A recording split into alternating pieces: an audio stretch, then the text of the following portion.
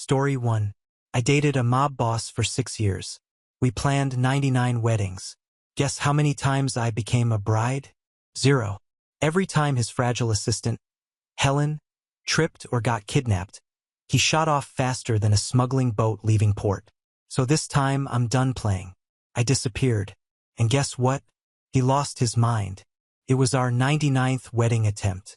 The venue was a private yacht anchored off the coast of Port Monroe. A white carpet stretched across the back deck, and in the distance, the statue of Concordia stood quietly over the golden sea. This time, there were no invitations, no friends, just a few close relatives who treated the whole affair more like a formality than a celebration. A few days before, I had been ambushed during a family meeting by one of Anthony's old rivals. I escaped alone, twisting my ankle in the process. It was still swollen, but I pushed through and confirmed the final sequence of vows with the bishop. Anthony didn't seem to care. He hadn't visited the bridal suite, hadn't looked at my foot. He spent the entire pre-ceremony break crouched in the VIP lounge, carefully wrapping a bandage around Helen's toe that she had scraped while boarding the yacht. He gently held her foot, blowing over the wound as if she were a frightened animal. Across the deck, my mother watched with a stormy expression. "He never did that for you," she said quietly. "This isn't a wedding. It's still a humiliation." I put on the same dress that had waited for me through 98 failed ceremonies. At sunset, I stood at the stern of the yacht, waiting for Anthony to walk me down the aisle of roses. Minutes passed. He never came. When I approached the VIP lounge, 2 armed guards blocked my way. "The boss has an urgent matter to attend to," one said. "What urgent matter?" I asked. The door opened. Anthony came out supporting Helen. His face was tense with worry. "Her foot is infected," he said. "I need to take her to the emergency room. Let's put this on hold. Once she feels better, I'll be completely yours." He didn't even look at me. He just helped her into the helicopter. That year marked our 6th anniversary. It was also the 99th time he canceled our wedding because of Helen. In the past, I would have collapsed, screamed, or begged. But this time, I just smiled weakly. "Sure, Helen's foot can't wait." He stopped, surprised by my calm. "When I return, I'll bring you fresh lilies," he said. But I had never liked lilies. I once had an asthma attack at a banquet due to lily pollen. He had panicked. He had taken me to the hospital and promised me he would never forget. Apparently, even that didn't last 6 years. The helicopter rose into the sky, fluttering my veil and lifting rose petals from the deck. I turned to look at the guests. "The wedding is canceled," I announced. Then I raised the scissors in my hand and cut the dress I had worn 99 times. The white satin fell around me like a silent funeral. I looked at the empty sky where the helicopter had disappeared and whispered, "Anthony, 6 years of waiting ends here, just like this dress." It wasn't until the end that my mother finally spoke. "Honey, come back with us to Valparaiso." She had said it before, but this time it sounded different. Sitting on the edge of the yacht's deck, I looked up and found her hopeful eyes. The truth was that my father was the don of the largest mafia syndicate in Valparaiso. I had been raised in his inner circle, prepared to inherit the business someday. But when I went to college, I met Anthony. I left everything behind and followed him to Monroe, a city of greed and betrayal. Anthony came from nothing and hated anyone mentioning his past. I never told him the truth. To him, I was just a girl from a struggling neighborhood. For 6 years, I worked my way up in his syndicate from a simple position to a seat at the main table. People called us a lethal duo, ruthless in business, unstoppable in love. I once thought I would tell him who I really was, but that moment never came. Now it no longer mattered. "I'll be back. Don't worry," she said. "We won't let you suffer again." Back in the apartment I shared with Anthony, everything felt empty. I made a pot of pasta and opened Instagram. Helen had posted a photo. She wore a tight dress, clinging to Anthony, smiling as if the world belonged to her. The caption, "I tricked the stoic boss into playing golf. I promised him roasted lamb ribs at my house, and he said yes." I immediately knew he wouldn't come home as always. Fortunately, we had never processed a marriage certificate. The next morning, I packed my things and went to headquarters. I handed in my resignation to the capo in charge. "You're one of the best," he said with sharp instincts. "Reliable. Don't throw this away." As he spoke, Anthony walked in. He had visible hickeys on his neck. He reeked of that same sweet perfume. I remembered how he used to hate marks. He said they ruined his image. Turns out he didn't hate marks. It was just that I left them. The capo turned to him. "Perfect timing, boss. Talk to your girlfriend. She's quitting." "Did you fight again?" "It has nothing to do with him," I said firmly. Anthony's eyes fixed on mine. "Is this because I canceled the wedding again?" The capo felt the tension and left quietly. Anthony stepped forward, his voice rougher. "Now, I told you Helen hurt her foot. That's all." "I'm not angry," I replied. "I'm just exhausted. I need a break in a new place." "If you're tired, take a vacation," he said. "But don't leave the syndicate. Now, people will think Helen caused it. How is she supposed to maintain her position?" He didn't care about me, just Helen's image. I didn't answer. I looked at the hickey again. He noticed and raised his hand to cover it. "It's just a mosquito bite," he muttered. I almost laughed. He wrapped an arm around my shoulders. "There we go. No more drama. I'll take you to dinner at Pier 7. Let's make peace." "Okay," I said. I said nothing more. He mistook my silence for agreement. But I had already decided I wasn't going to say goodbye. I was leaving Belmont forever. "Anthony!" Helen burst in without knocking. "Oops," she laughed. "I didn't mean to interrupt. I just need help with this deal." Anthony immediately turned to her. She approached, whispering, intertwining her arm with his. They left, leaving the door open long enough for her to throw me a smug smile. The room fell silent. The bracelet on my wrist slipped, the one Anthony gave me on our first anniversary. "Strong as diamonds," he had said. I stared at it for a long time. Then, I threw it in the trash along with everything I still felt for him. I left the city before dawn. No note, no message, no dramatic goodbye, just silence. The last thing I did was withdraw the funds from the safe behind the bookshelf. Not Anthony's money, mine. Every penny I had earned in the last 6 years. I had kept it separate for a reason I hadn't understood until now. Maybe I had always known I would need an escape. By 8 o'clock in the morning, I was gone. No one saw me leave. No guard questioned me in Monroe. Everyone assumes that if you walk like you belong, you do. I slipped into a discreet car with tinted windows and a trunk full of memories I never wanted to unpack again. The trip to Valparaiso took 5 hours. I didn't turn on the radio. The silence was enough. Along the road, green hills passed like waves. And with each mile between Anthony and me, I felt my lungs expand. For the first time in years, I could breathe. When I arrived at the complex, 2 guards dressed in black greeted me at the door. "Welcome home, Miss Isabella." It had been years since anyone called me that. Inside, the mansion was just as I remembered. Tall columns, dark mahogany, windows reflecting both sunlight and secrets. My father was at the top of the stairs, flanked by advisors and lieutenants. His face remained indecipherable, but his eyes softened. The moment he saw me, he said simply, "It was time." I climbed the stairs one slow step at a time. At the top, he extended his hand. I took it, and with that, I returned to the world I had abandoned. "Your room has been kept as it was," he said. "Although I imagine you won't rest much." He was right. I wasn't here to hide. That night, the heads of the 5 families gathered in the East Wing for a dinner in my honor. It wasn't a warm affair. It was a statement. She's back. And she's no longer just a mob girlfriend waiting for a broken promise. I wore black. No makeup, no jewelry. Just the faintest trace of the scars that 6 years had left behind. They didn't ask questions. They didn't need to. In this world, silence is louder than betrayal. "Are you ready to reclaim your seat?" asked Don Victor, drinking from a crystal glass. I nodded. "Yes, but not just my seat. I want control of the Western Docks. and I want total oversight of the Eastern Circuit. There was a pause. Sharp eyes turned to my father. He nodded with a single movement. Granted.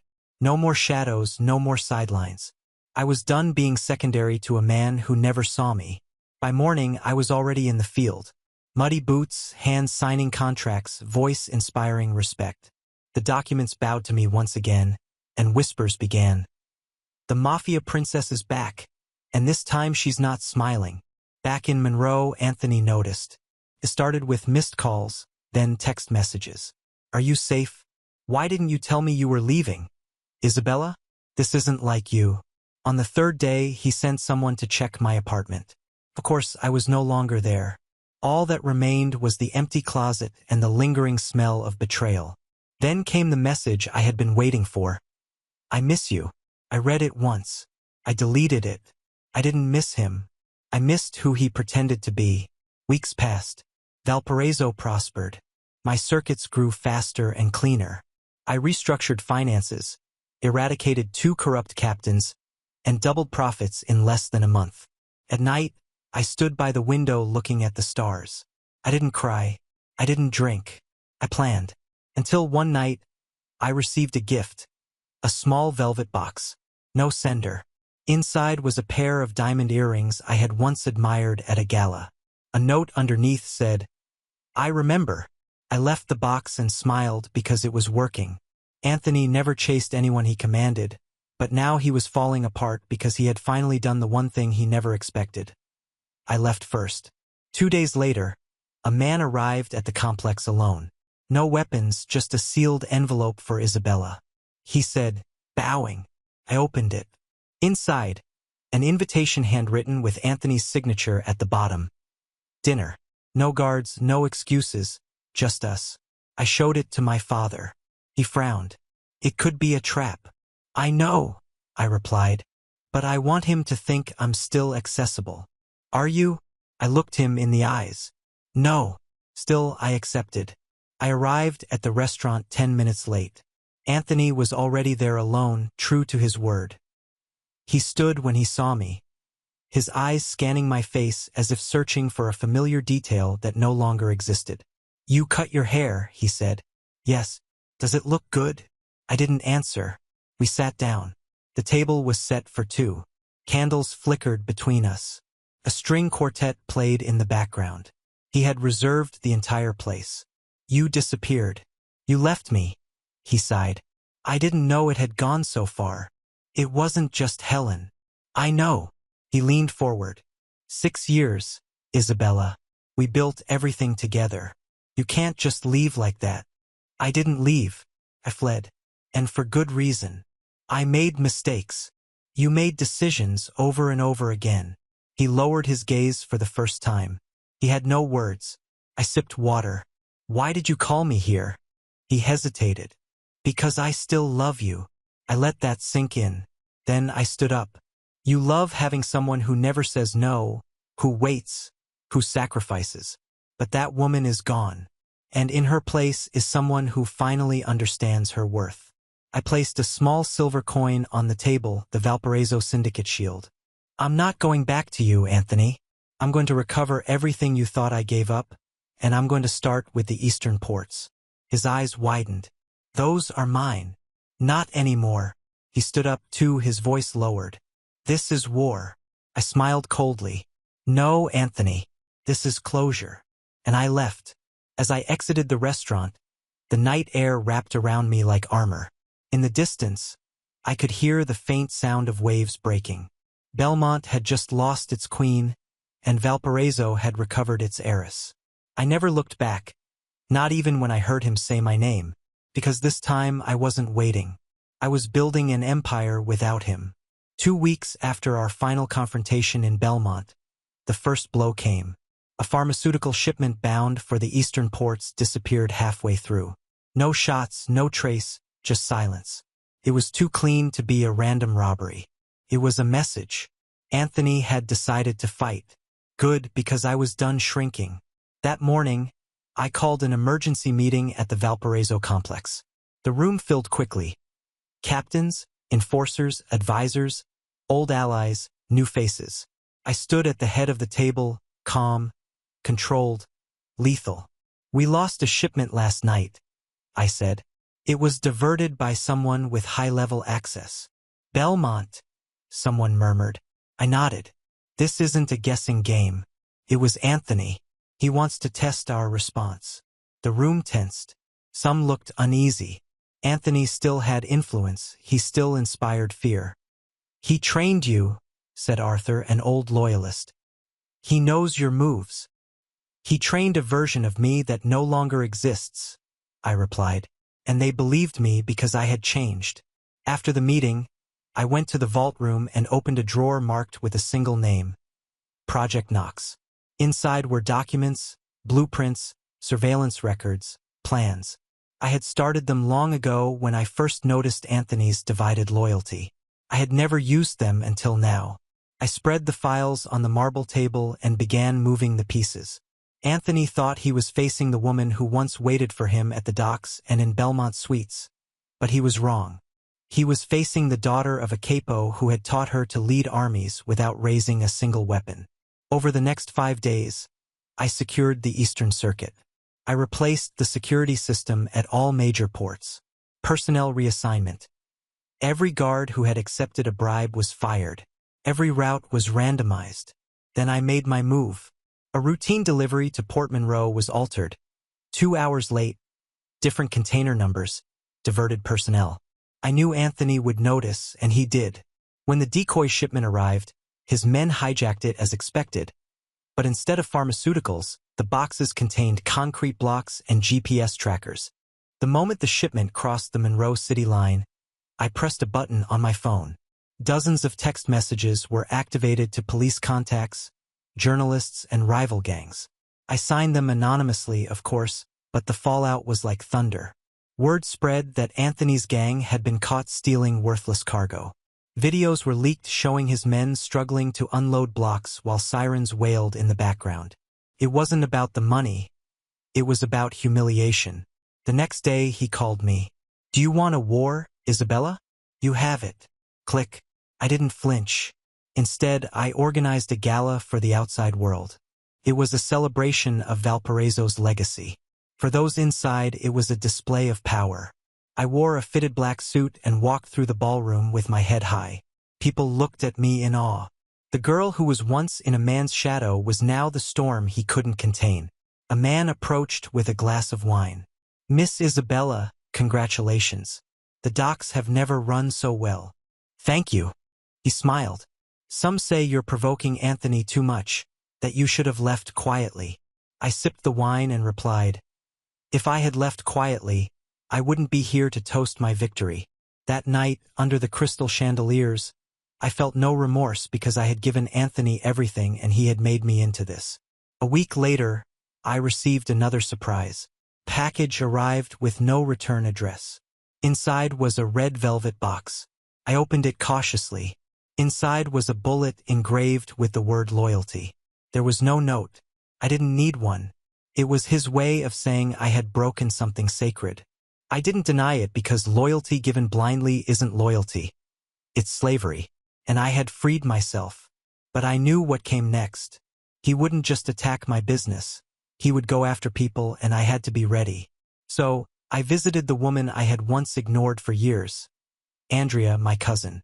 We had grown up together, trained together, but she had always been secondary to me. Eclipsed. I had left her behind when I followed Anthony to Monroe. But now I needed her. She opened the door in a simple blouse, holding a wrench. "Isabella, I came to apologize." She blinked. "For which part?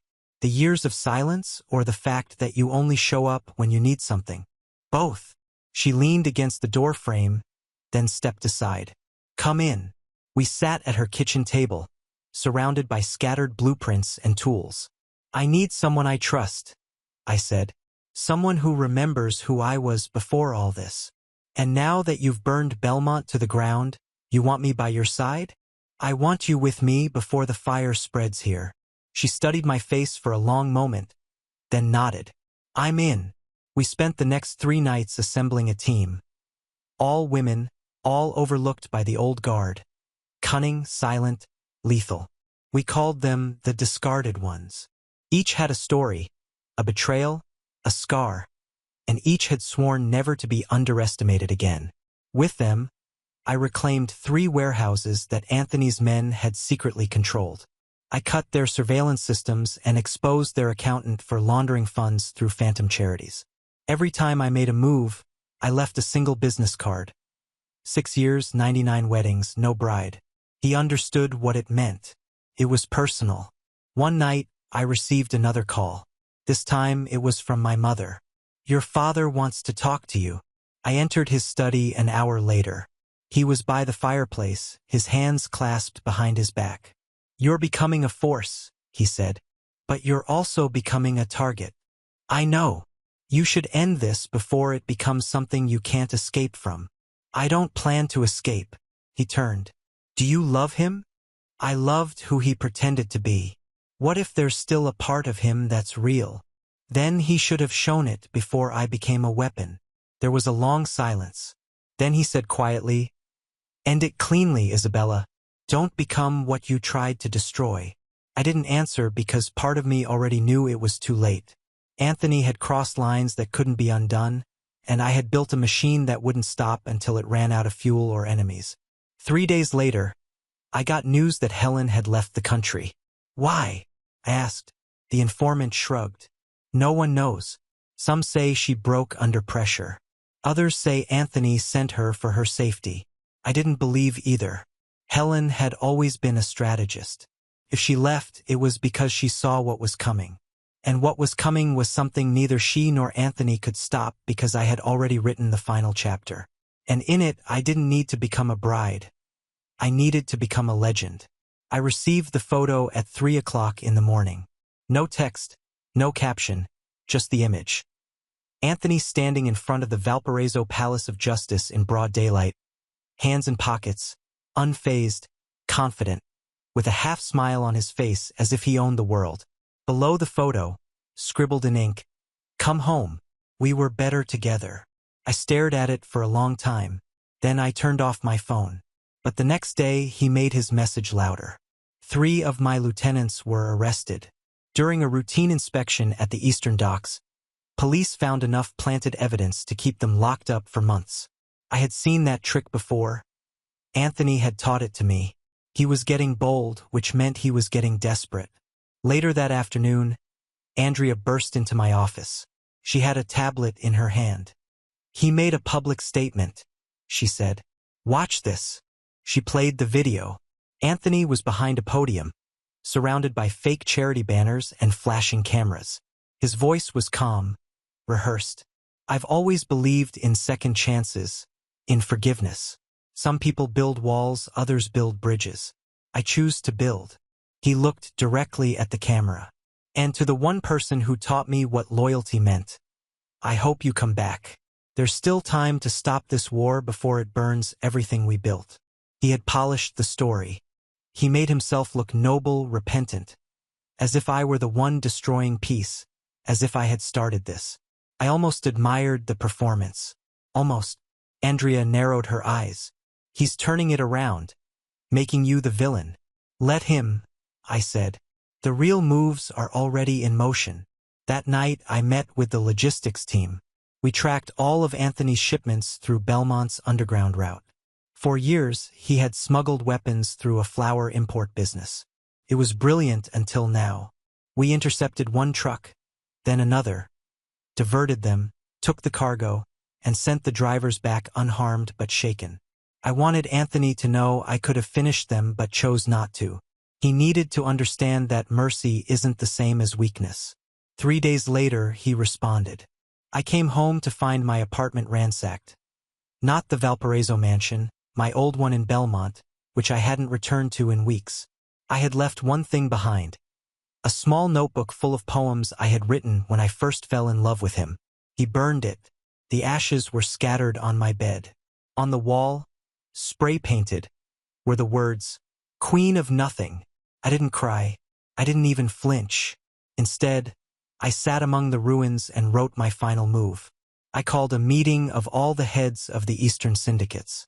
They arrived that night, each with their own guards, each curious and cautious. We met in the great hall previously used for coronation dinners. This time it was war. I propose a merger, I announced. A new alliance. No more titles, no more thrones. A single syndicate built by all of us. Led by vote, not by blood. There was a long silence. Then a rough voice from the back spoke. And who proposed this? You. I nodded. Yes. Why? Do you want Anthony gone? No, I said calmly. I want the game to change.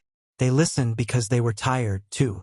Tired of Anthony's greed, of my father's era, of being pawns in a war built on emotion. By the end of the meeting, 12 syndicates had signed. The Eastern Coast now answered to a council, not to Anthony, and not to me. That night, I walked alone to the cliffs overlooking Belmont Bay. The sea was dark. The stars above me twinkled like ghosts of old dreams. Anthony had once brought me here on our first anniversary. We drank wine and kissed under the moonlight, promising never to betray each other. What a lie that turned out to be. I closed my eyes and let him go. The love, the hope, the pieces of me still tied to that memory. Then I turned around and left the past behind. Back in the city, Anthony was falling apart. His accountant fled to Greece. 2 of his captains defected. Helen was still missing, and rumors claimed she was selling secrets to the highest bidder. He stopped attending meetings. He stopped smiling. He stopped pretending. And then he sent one last message. A dinner invitation, not a trap, a peace offering. The card said, "One last dinner. No guards, no lies, just you and me." Andrea said it was foolish. My father said it was suicide. But I went anyway because I needed to see what remained. The place was familiar. A rooftop restaurant where he had once promised me the world with amuse-bouches and red wine. It hadn't changed, but we had. Anthony was sitting alone, drinking a glass of something amber. When he saw me, he stood up. His face was thinner, his eyes sunken. "You came. I wanted to see what you've become." He gestured to a chair. But she wasn't just using Anthony. She was being paid quarterly by someone else. Who? Valley Investments. I froze. That's Anthony's front. He shook his head. It used to be. 3 years ago, he was quietly expelled. Shares were sold. Silent investors. Ghost boards. Someone wanted control without visibility, and Helen was their infiltrator. I took the USB drive and left without saying a word. Back at a rundown motel on the outskirts of town, I plugged it into my laptop. Documents, transfers, meeting records. One name kept appearing, Luciano. A discreet financier known for financing political campaigns, art galleries, and private militias. He wasn't a mafia man. He was something worse. A power collector. And now I understood. Helen was never Anthony's assistant. She was Luciano's asset. Her job was to keep Anthony chasing chaos while Luciano took control from below. And me? I was just collateral damage, a woman with too much influence, too much heart. He set us against each other while building an empire in the darkness. I stared at the screen for hours. Then I made a decision. I wasn't going to take the story to the press. I wasn't going to cry or flee or ask for help. I was going to bury Luciano brick by brick, word by word. And I was going to start by visiting the last person who still had enough rage to light the fuse with me. Anthony. It was past midnight when I arrived at his complex. Half the lights were off. The guards barely looked at me. Inside, he was sitting alone in the study, shirt half unbuttoned, whiskey in hand, eyes lost in something I couldn't see. He looked up when I entered. "You came. Don't get used to it." He gestured to the chair across from him. "Want a drink?" "No." He poured anyway. Then I said it. "Luciano." He went still. The name pierced something in him. "You know." "I know everything now." He looked at the glass. Then he threw it across the room. It shattered against the fireplace. "He used us both." "No. He used you. He underestimated me." He laughed bitterly. "I underestimated you." Silence. I pulled out the USB drive. "Here's the proof. Bank transfers, meeting records, Helen's real payroll." He took it, barely blinking. "Will I kill him?" "No, you won't." His head jerked. Why? Because I will. He studied me. You're not the same woman I left waiting on the yacht. No, I said softly. She died when you boarded that helicopter without looking back. He didn't apologize. I didn't ask him to. Instead, I stood up. I need your help one night. He nodded. Deal. We met the next night at a warehouse near the old tracks. Anthony brought a small team, silent, loyal. I brought Andrea and 2 of the discarded ones. Luciano was attending an exhibition at a gallery, one of his vanity projects. We didn't bring weapons. We brought the truth projected throughout the gallery. Every document, every deal, every betrayal. While guests sipped champagne and praised the lighting, emails began scrolling across the ceiling. Luciano paled. Security surrounded him, but it was too late. The board of directors had seen enough. So had his investors. By midnight, Luciano had lost everything, and by morning he had disappeared. No one knows where he went. Some say he fled to Europe. Others say Anthony found him. I never asked. I didn't care, because justice doesn't always come with a trial. Sometimes it comes with silence and a woman you thought you had destroyed standing where you expected ashes. Anthony never tried to kiss me. He never tried to apologize. But when I left the warehouse that night, he said, I should have followed you. The night you cut the dress. I turned around. You should have loved me before I learned to love myself more. Then I left again. This time, not from pain but from power, because I had finally burned the right bridges and didn't need to go back. I disappeared again, not from fear, but in peace. After Luciano's fall, the city buzzed with rumors. Some said he had been executed by a rival syndicate. Others believed he fled to a private island with a new identity. I knew the truth was somewhere in between, and I had no interest in finding out. He had served his purpose. It reminded me that love without power is a prison, and power without purpose is poison. The day after the exhibition, I returned north to the house by the cliff, to the silence I had earned. I deleted all the old files, every image of Anthony, every voice note I had saved during our 6 years together. And when I finished, I lit a small fire in the fireplace and watched the digital ghosts turn to ashes on the screen. It didn't hurt, not like before. Andrea visited me a week later. She brought wine, fresh bread, and news. The Eastern Syndicate is thriving without centralized power, she said, taking off her boots. Your council idea worked. No blood has been spilled in 35 days. That's a record. I nodded. Good. Could you come back? I don't want to come back. She studied me in silence. You say that like you mean it. Now I do. Because of Anthony? No, because of me. She didn't insist. Instead, we sat on the porch and watched the sea crash against the rocks. Sometime between the second glass and the quiet hour before dawn, she asked the question I had buried deep. Did you ever really love him? I thought for a long moment. Then I answered honestly. I loved who I thought he was. I loved the idea that someone could see me completely and still choose to stay. I loved the fairy tale I built in my head more than the man I had in front of me. Andrea leaned back. We all do that at least once. And you? I loved someone once. He chose someone else. However, I didn't burn cities for him. I smiled weakly. Your self-control is impressive. We didn't talk about it again. The next morning, she left and I returned to my quiet routine. Almost a month passed before I saw him again. Anthony, standing at the edge of the cliff behind my house like a ghost. He wore black. No guards, no arrogance, just exhaustion and something like sincerity. I didn't call out to him. I left him there. After a while, he turned and saw me leaning against the door frame. Did you find me? He nodded. I heard you were here. It took me a while to believe it. I'm not hiding. I know. We looked at each other across the distance. Then he asked, do you want me to leave? I didn't answer immediately. Then I said, that depends on why you came. He walked slowly toward me, stopping at the porch steps. I wanted to see what you became. You could have seen the news. I needed to see it for myself. We fell silent again, the kind of silence that used to feel heavy between us. Now it simply was. He sat on the steps. I didn't invite him in. He didn't ask. Everything has changed, he said quietly. I know. I no longer run the ports. I no longer run anything. Was it your choice? No, but maybe it should have been. He looked at me. Are you no longer angry? No, not at all.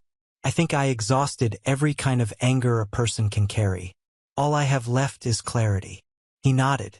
You became what we used to pretend you already were. I stopped pretending. We were silent again. Then he asked, do you still love me? That question should have hurt me. Didn't. I sat across from him. No, I said honestly. I love the idea of being chosen. You made me believe that love required sacrifice, that waiting made me strong. But no, it made me small. I never meant to hurt you. But you did. I know. He ran a hand through his hair, tired eyes. I tried to replace you with Helen. I thought if I could protect someone else, maybe I would be worth something. And now I know. I never protected anyone. I was hiding. We sat in silence for several minutes, the waves breaking behind us like background music for a scene neither of us knew how to end. Finally, I stood up. You're no longer the villain of my story, Anthony. He looked up. But you're not the ending either. He didn't argue. Instead, he smiled weakly, a sad and grateful smile. Can I ask one more thing? Yes. Did you ever imagine a future with me that ended differently? I nodded. Yes, I used to dream of waking up next to you. Coffee on the nightstand, wedding ring on my hand, and peace in my heart. And now I wake up alone and still have peace. He stood up. I won't come back again. You don't have to. He walked toward his car. He stopped halfway. Then he turned and said, you were always stronger than I deserved. And then he left. No dramatic gestures, no promises. Just a man who had finally stopped pretending. That night, I stood on the cliff and let the wind whip my hair. There were no tears, no regrets, just a truth that lingered in the sea air. Closure isn't always loud. Sometimes it comes in a quiet conversation on wooden steps under a gray sky, with no audience or witnesses. And sometimes that's enough. In the following days, I returned to writing. Not poetry, not love letters. Stories of women who left, of women who burned bridges and built empires from the ashes of recovered loyalty, of broken silence. Every morning, I wrote with a clarity I hadn't felt in years. And little by little, people started finding me. A neighbor who brought fresh tomatoes in exchange for conversation, a teenager who wanted help with an essay on power and gender, a retired fisherman who asked me if I would help him manage his accounts. They didn't know who I was before. They only saw who I was now, and that was finally enough. One afternoon, as the sky burned orange over the water, Andrea called. You know, the council left your chair open. I don't want it. You earned it. I earned the right to choose. She laughed. Fair. Do you want to come visit me next month? Maybe. Anthony's gone. He moved to the mountains. No one has seen him since. Good. Are you okay, Isabella? I looked at the sea. Better than okay. Then I'll leave you. Click. I lay back, the breeze brushing my skin. This wasn't a fairy tale. This wasn't a revenge story. This was a rebirth. And for the first time in 6 years, I didn't want anything from the past. No apologies, no justice, not even recognition. I just wanted tomorrow, and it was finally mine. Spring came quietly. The waves softened. The skies turned pale blue. Wildflowers climbed the cliffs like a slow applause from nature. It had been 4 months since I last saw Anthony, 2 since I heard Andrea's voice, and exactly 6 weeks since I opened my laptop and sent the final draft of my manuscript. Title, 99 Dresses and a War. It wasn't fiction, but I never said it was a memoir. I changed the names, left out the blood, and focused on heartbreak and the slow unraveling of a woman who waited at the edge of love until there was nothing left to wait for. I didn't expect it to be accepted, but the email came on a Thursday. We would be honored to publish your work. No one knew who I was. They only knew the voice on the page. That was enough. And maybe that was the point. To be seen for who I had become, not for what I had survived. I printed the contract, signed it, and placed it in the outgoing mailbox at the local post office. The employee smiled. "Congratulations, Carmen." It was the first time I didn't flinch at hearing the name. I walked home barefoot, the cold ground anchoring me. When I got to my porch, a car was waiting. Not black, not armored, just a simple silver sedan. Inside was a woman I hadn't seen in almost a decade, Helen. Older now, thinner, her hair shorter. She got out with her hands slightly raised as if approaching a wild animal. "I thought you'd shoot me," she said. "You're not worth a bullet." She smiled smugly. "That's fair." I didn't invite her in. We stood at the edge of the porch, the wind pulling at our jackets. "What do you want?" "Not forgiveness." "Good. You wouldn't get it." "I came to explain." "You came to ease your conscience. Let's not pretend this is for me."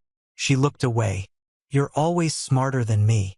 "No, I just never underestimated myself like you expected me to." Helen nodded slowly. "You were supposed to be a loyal shadow, silent, easy to push aside. You never understood what loyalty costs. Now you do. Do you regret it?" She hesitated. "Yes, but not because I lost, but because I hurt someone who never deserved to be used." I crossed my arms. "So why now? Why come here after all this time?" She searched in her coat pocket and pulled out a small object wrapped in velvet. "I kept this." I opened it slowly. Inside was a thin silver ring, simple, unpolished. A small inscription inside, "To my future bride." "I stole it," she said. "He made it for your 100th wedding attempt." I stared at the ring for a long moment. Then, I placed it on the porch railing and stepped back. "Leave it and go." Helen's eyes no longer showed defiance, only guilt. She left without saying a word. When the car disappeared down the road, I stood for a moment looking at the ring. Then, I picked it up and threw it over the cliff. I never saw where it landed because I no longer needed to know. The next day, my book went to print. It sold 2,000 copies the first week, 10,000 the third. Book clubs called, podcasts sent emails, women wrote letters. "You told my story." I thought I was the only one waiting. Finally, I left too. I cried reading the letters. Not because I was sad, but because I realized my silence had never been power. My voice was. One day, I received a package from an address in the mountains. No name, no note. Inside was a worn photograph. Anthony and I laughing at the rooftop restaurant during the early days, before the lies, before Helen, before the waiting. On the back, he had written 4 words. "I remember our laughter." I burned the photo not out of hatred, but in peace. Because the woman in that image was gone, and the woman I had become didn't need proof that it had once been good. I needed freedom, and I had it. A year later, my book became a play. I sat in the back row on opening night, anonymous, my heart pounding. When the curtain rose, the audience gasped, cried, and applauded. And when the actress who played me stood at the edge of the stage in a torn white dress with scissors in her hand and whispered, "This is where it ends, just like this dress?" I smiled. They stood up. They applauded. But I didn't bow, because the applause wasn't for me. It was for every woman who had waited too long, for every woman who had freed herself. I walked home under the stars. The theater faded behind me. The wind felt warm, and for the first time in years, I wasn't thinking about Anthony or Helen or betrayal. I was thinking about morning, about the smell of salt and coffee, of unwritten pages and untold stories of what comes after survival. Because this story didn't end in marriage. It didn't end in revenge. It ended in recovery, and I would write the next chapter, not as a woman who had been broken, but as one who finally knew she never needed to be chosen to matter. Now on to the next story. Story 2. My name is Ryan. I'm 22, and last June was supposed to be the proudest day of my life. I had worked my way through college without much help, juggling late-night shifts at a diner, tutoring jobs, and a few freelance gigs just to keep the lights on in my apartment. Graduation was my finish line, the moment I could finally prove to myself and maybe, just maybe, to my family that I had done something worth celebrating. But when I walked across that stage, there wasn't a single familiar face in the crowd. Not my mom. Not my dad. Not even my grandmother who never missed a church service in her life. The rows of empty chairs in the family section might as well have been spotlights shining on just how alone I was. You see, I have a younger sister, Claire. She's 20, only 2 years younger than me, and she's always been the golden child. The family excuse has always been that she's sensitive and needs more attention, which in practice meant she got everything she wanted. New clothes, brand-name shoes, and a car at 16 that I wasn't allowed to touch, even when my bike chain snapped and I had to walk 3 miles to school. When she found out she was pregnant at 19, my parents transformed the situation into a fairy tale. Suddenly, she wasn't a scared teenager making reckless choices. She was a glowing young woman bringing the family together. They threw her a baby shower so extravagant it could have doubled as a wedding reception. Guess what date they picked? The same day as my graduation. At first, I thought it was just bad luck. Maybe the venue they wanted was only available that weekend, or maybe they didn't realize the dates overlapped. I gave them the benefit of the doubt. I even called my mom a month before graduation, reminding her of the conflict. She said, "Oh, honey, we'll figure something out. Maybe we'll split the day." But as the weeks passed, the truth became harder to ignore. The invitations for Claire's baby shower went out, none of which mentioned my graduation. When I brought it up again, my dad told me flatly, "Ryan, you'll have plenty of ceremonies in your life. But your sister, this is once in a lifetime." I remember sitting in silence, gripping my phone so tightly I thought it might crack. How could they say that? Like my achievement was disposable. Like I hadn't been clawing my way toward that moment for 4 grueling years. The morning of graduation, I still held out hope. I kept checking my phone, expecting a message that they were on their way. Nothing. I looked around the campus parking lot as students and families streamed in carrying bouquets and balloons. Still nothing. By the time my name was called, I had accepted what I already knew. They weren't coming.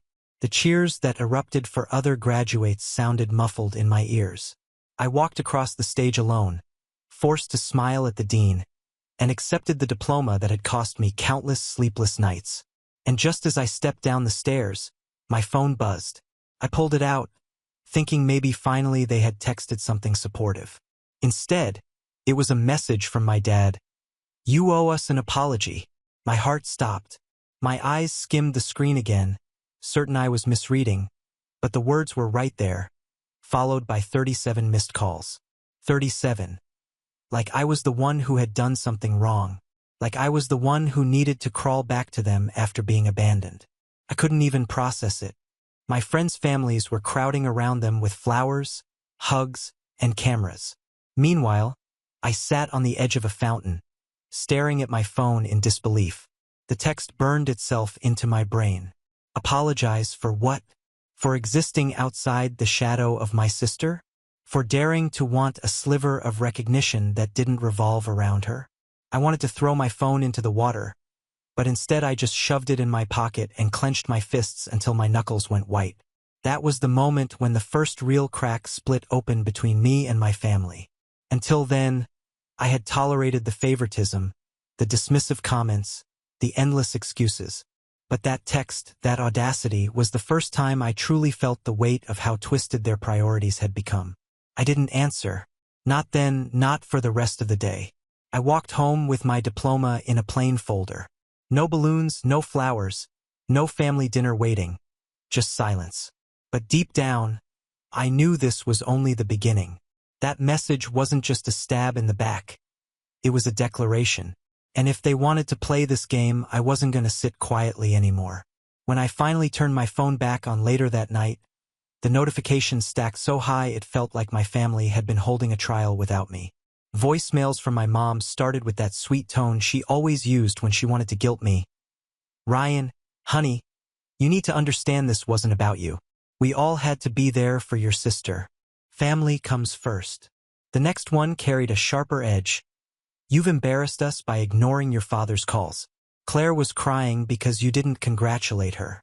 Do you really want to ruin her big day?" By the third message, my dad's voice thundered through the speaker.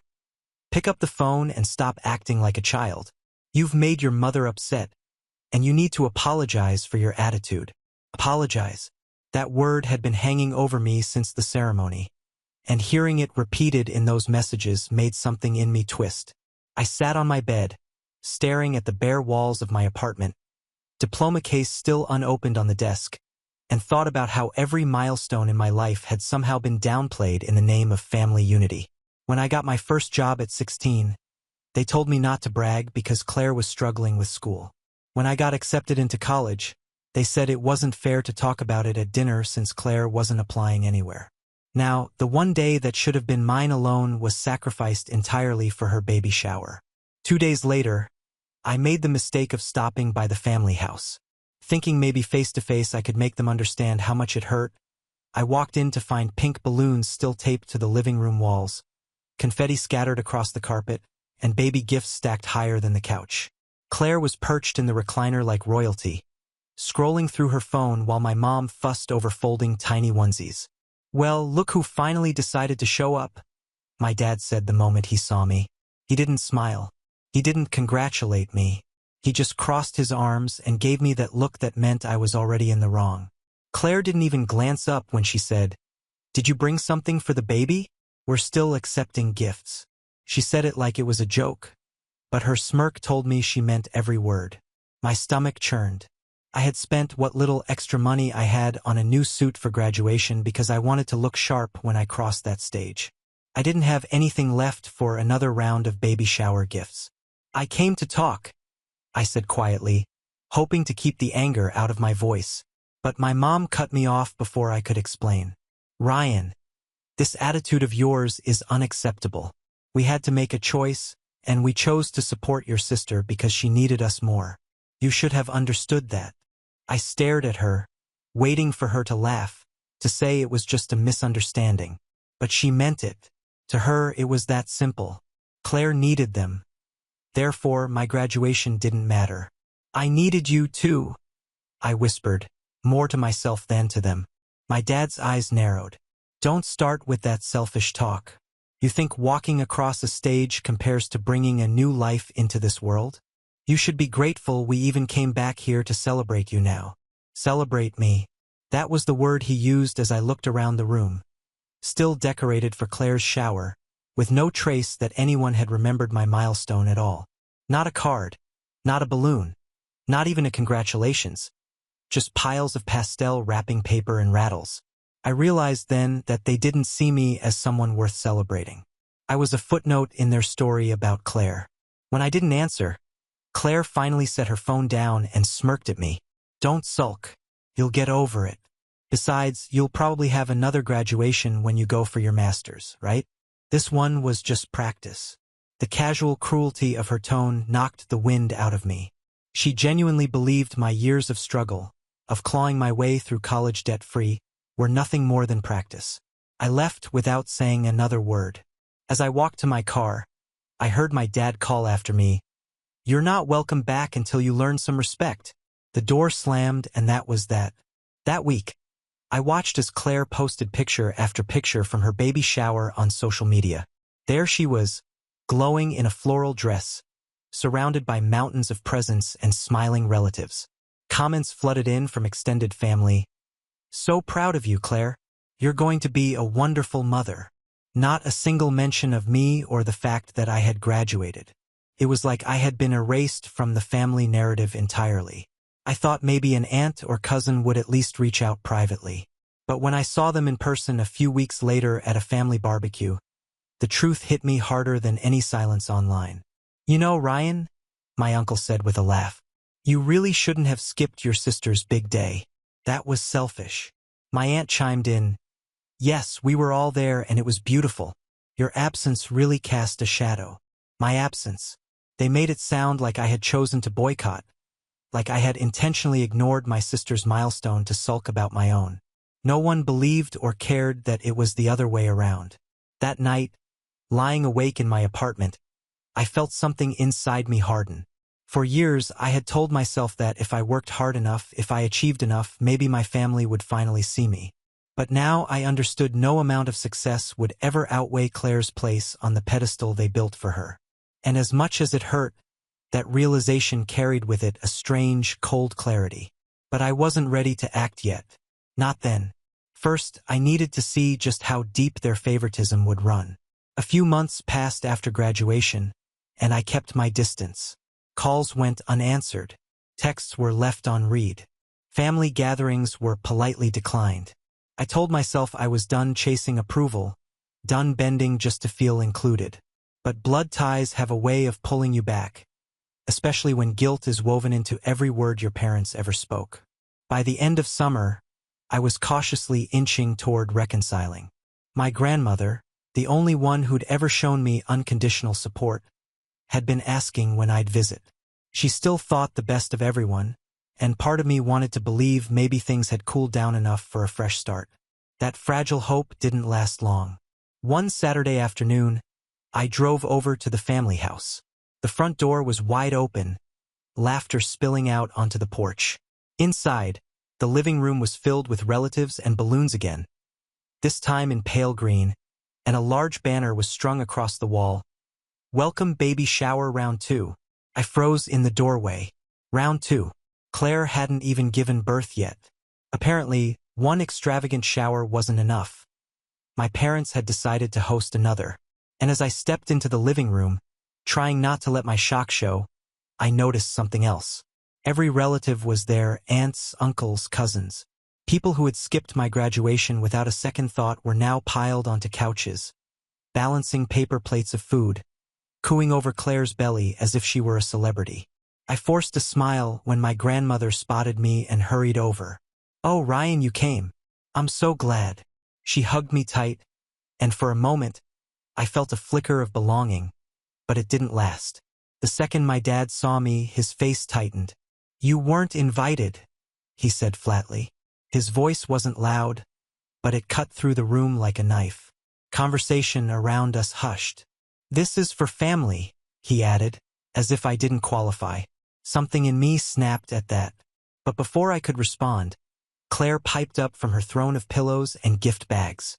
"It's fine, Dad. Let him stay. He can make himself useful." She looked right at me, her smirk widening. "You can help carry in the gifts from the car. They're heavy, and I'm not supposed to lift anything." Laughter rippled around the room.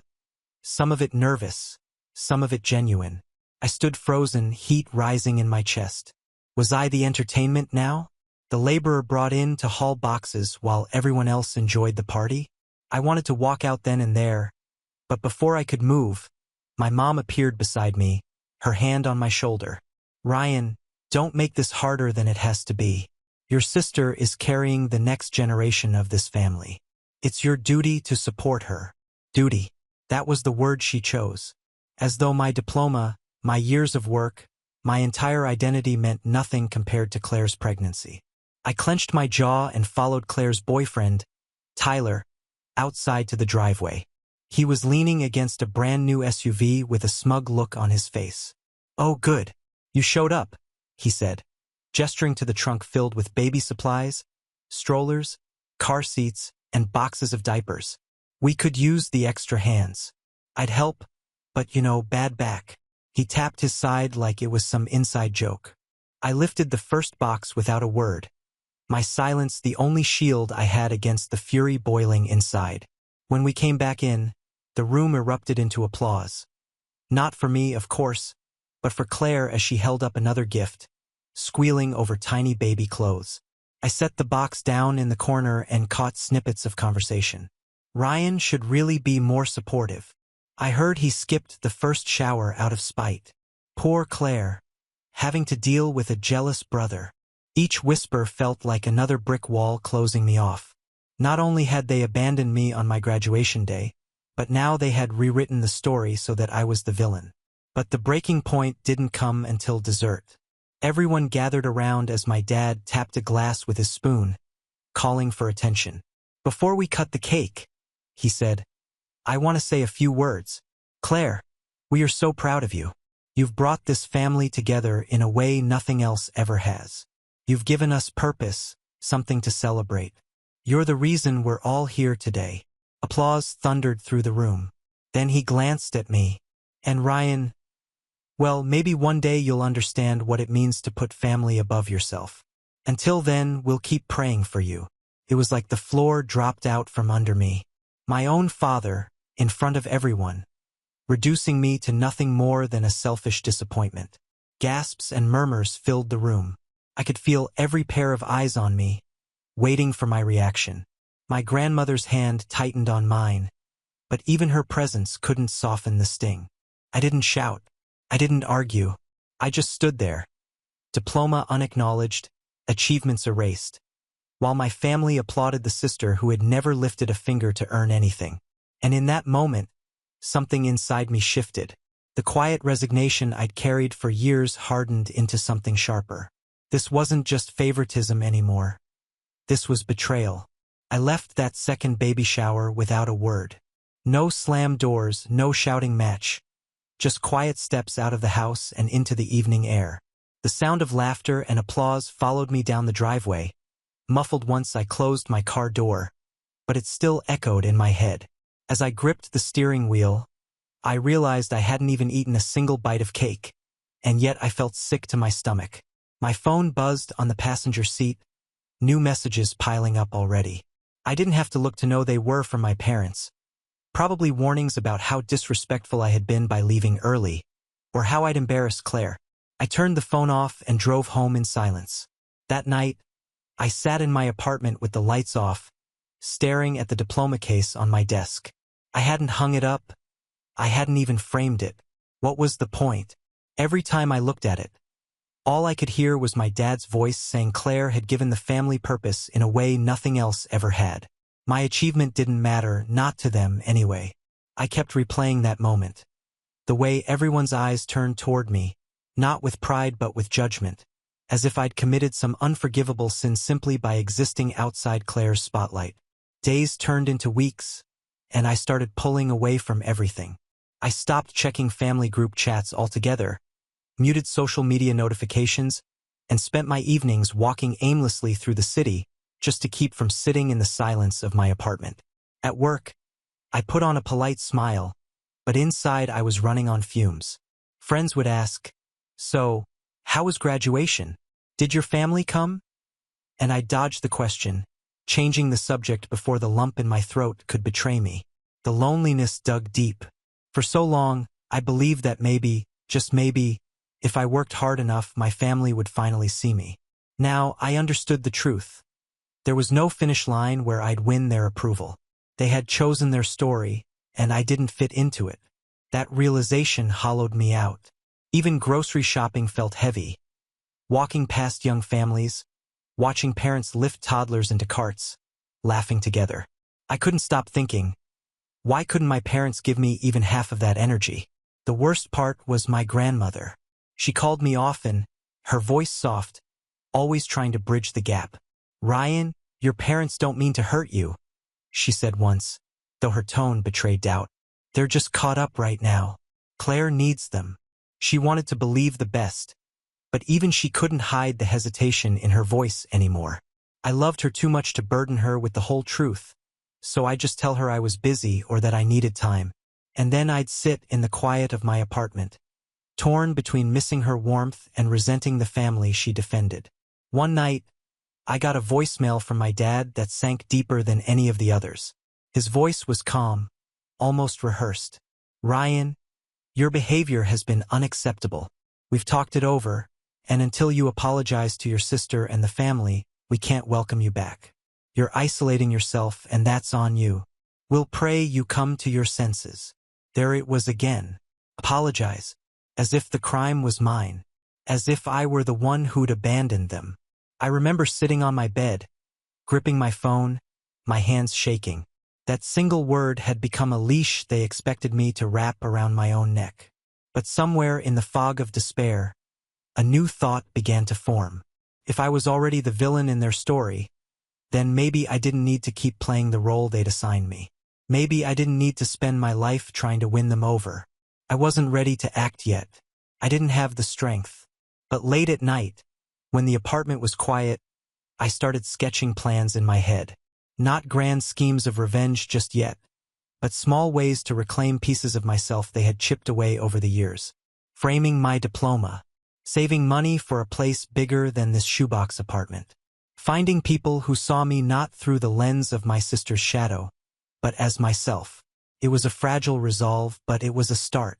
And though I hadn't yet decided what form it would take, I knew this. If my family wanted me to play the role of the forgotten son, they were in for a surprise, because I wasn't planning to stay forgotten forever. The shift didn't happen overnight. At first, it was small, almost invisible, like planting seeds in soil I wasn't sure would ever grow. I started with my diploma. One Saturday morning, I took it to a frame shop. The woman behind the counter helped me pick a simple black frame with a matte finish. When I hung it above my desk, the apartment didn't feel so empty anymore. That piece of paper wasn't just a reminder of my family's absence. It was proof of my persistence, my grit. Every late-night shift, every essay I'd hammered out at 3 o'clock in the morning, every sacrifice I'd made. It was all there, staring back at me. And it was mine. Work was the next turning point. I'd been at my entry-level job for just a few months, mostly doing grunt work and keeping my head down. But once I stopped pouring my energy into chasing my family's approval, I found myself leaning into the work instead. I volunteered for projects no one else wanted. I stayed late not because I had to, but because I wanted to master the details. My boss noticed. One afternoon, she pulled me aside and said, "Ryan, I see how hard you're working. How would you feel about leading the next project proposal?" My heart raced. It wasn't glamorous, it was spreadsheets and research, but it was a chance to prove myself on my own terms. I threw myself into that project. While my family was busy planning gender reveals and baby photo shoots, I was staying late at the office, learning presentation skills from YouTube tutorials, and refining my pitch until I could recite it in my sleep. When the day came to present, I stood in front of a panel of executives, my palms sweating but my voice steady. I laid out every detail with confidence I didn't know I had. When I finished, the room was silent for a moment before the head of the department said, "That's the most thorough proposal we've seen from a junior associate in years." My boss beamed, and for the first time in a long time I felt seen. Truly seen. The recognition came with a raise, modest, but enough to ease the constant anxiety that had lived in my chest for years. With that money, I upgraded my apartment. Nothing flashy, just a one-bedroom with more light and a kitchen that didn't feel like a closet. I painted the walls myself, filled the shelves with books I'd always wanted to read, and bought a decent coffee maker. Slowly, the space became a reflection of me, not a reminder of what I lacked. But the biggest change came socially. I had always been reserved, hesitant to let people in after years of being dismissed at home. Yet as I gained confidence at work, I found myself opening up more. I started saying yes to after-work drinks, joining colleagues for trivia nights, even letting a few friendships blossom into something deeper. One coworker, Alex, became a close friend. He was the first person I ever told the full story to, the skipped graduation, the baby shower, the text from my dad. I expected him to look at me like I was exaggerating, but instead he shook his head and said, "Man, that's brutal. No wonder you've been carrying that weight. But listen, your worth isn't tied to them. You're building something real, and they can't take that away." Those words stuck with me. For years, I had been desperate for my family to validate me. But here was someone outside of that circle reminding me I didn't need their permission to exist. And the more I leaned into my own growth, the clearer it became. I wasn't powerless anymore. I started to notice the contrast more sharply when I occasionally checked in on family through social media. Photos of Claire's baby showers, her nursery, the miracle of motherhood posts, they were everywhere. But beneath the shiny veneer, cracks showed. Tyler, her boyfriend, seemed less present with each passing month. Rumors circulated through extended family about money troubles, about fights behind closed doors. Meanwhile, my life was moving steadily upward. I wasn't rich, I wasn't famous, but I had stability. And I had earned it.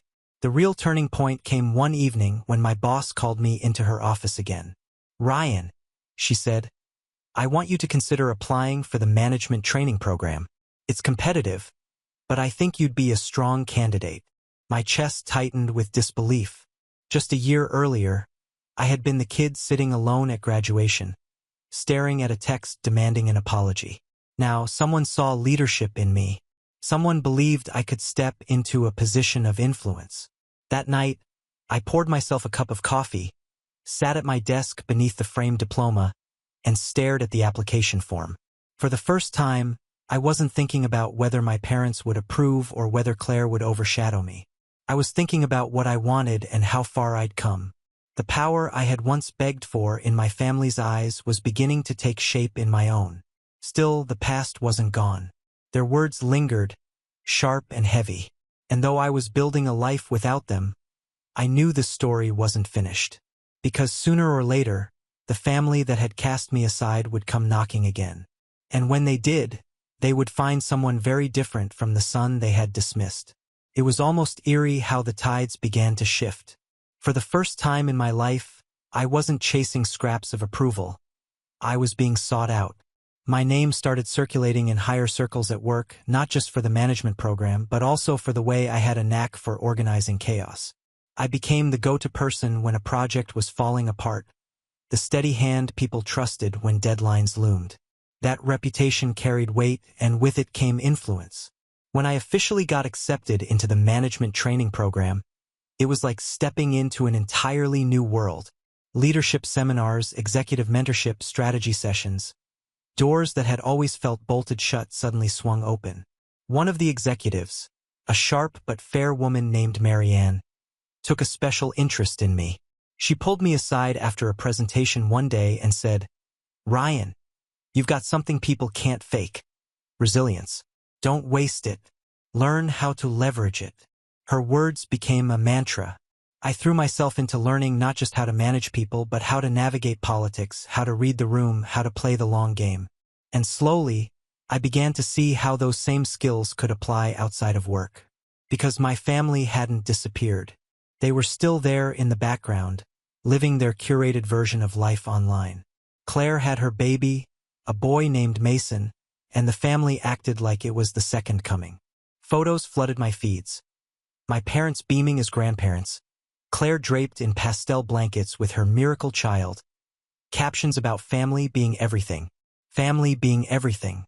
I nearly laughed the first time I saw it.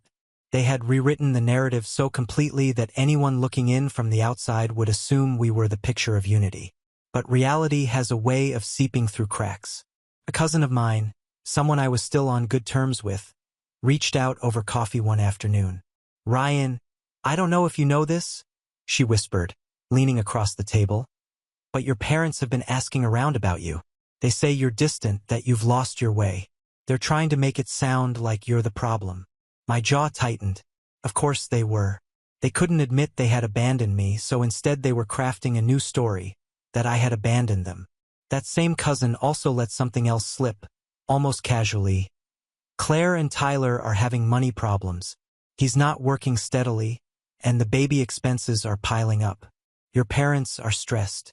They've been covering more than they expected." I sat back in my chair, my coffee suddenly tasting sharper. Money problems, dependence, cracks in the golden pedestal. For years, I had been the one scraping by, the one they dismissed as a burden while they funneled resources into Claire's every whim. Now, with their chosen star under pressure, the roles were shifting. And unlike them, I had built something stable, brick by brick, without their help. Around the same time, my boss offered me the chance to oversee a high-profile account. It wasn't just a promotion, it came with a significant raise and, more importantly, visibility. If I pulled it off, I'd cement my reputation not just in my department, but across the company. I worked harder than I ever had, channeling every ounce of hurt and rejection into laser focus. When the project launched successfully, bringing in record numbers, I was given a permanent management position. My salary doubled. My name started appearing in company newsletters. For the first time, I wasn't just surviving, I was thriving. I moved into a sleek new apartment, one with floor-to-ceiling windows that overlooked the city skyline. I bought a car that actually started on the first try every morning. And when I walked into meetings, people listened. I wasn't invisible anymore. That's when the first text from my mom arrived. "Ryan, sweetheart, it's been too long. We'd love for you to come by and see Mason. He's growing so fast. The same woman who told me I needed to apologize was now dangling her grandson like bait. A week later, my dad called. I didn't answer, but the voicemail played in that calm, commanding tone I knew too well. Ryan, it's time to let the past go. Your family needs you. Mason needs his uncle. Those words stuck with me. Your family needs you. For years I had needed them and they had turned away. Now suddenly the roles had reversed. And as much as it stung, it also lit a fire inside me, because for the first time in my life, I wasn't the one on the back foot. I was in a position of strength. They needed me, and that realization, that delicious, dangerous realization, was when the idea of payback began to take shape.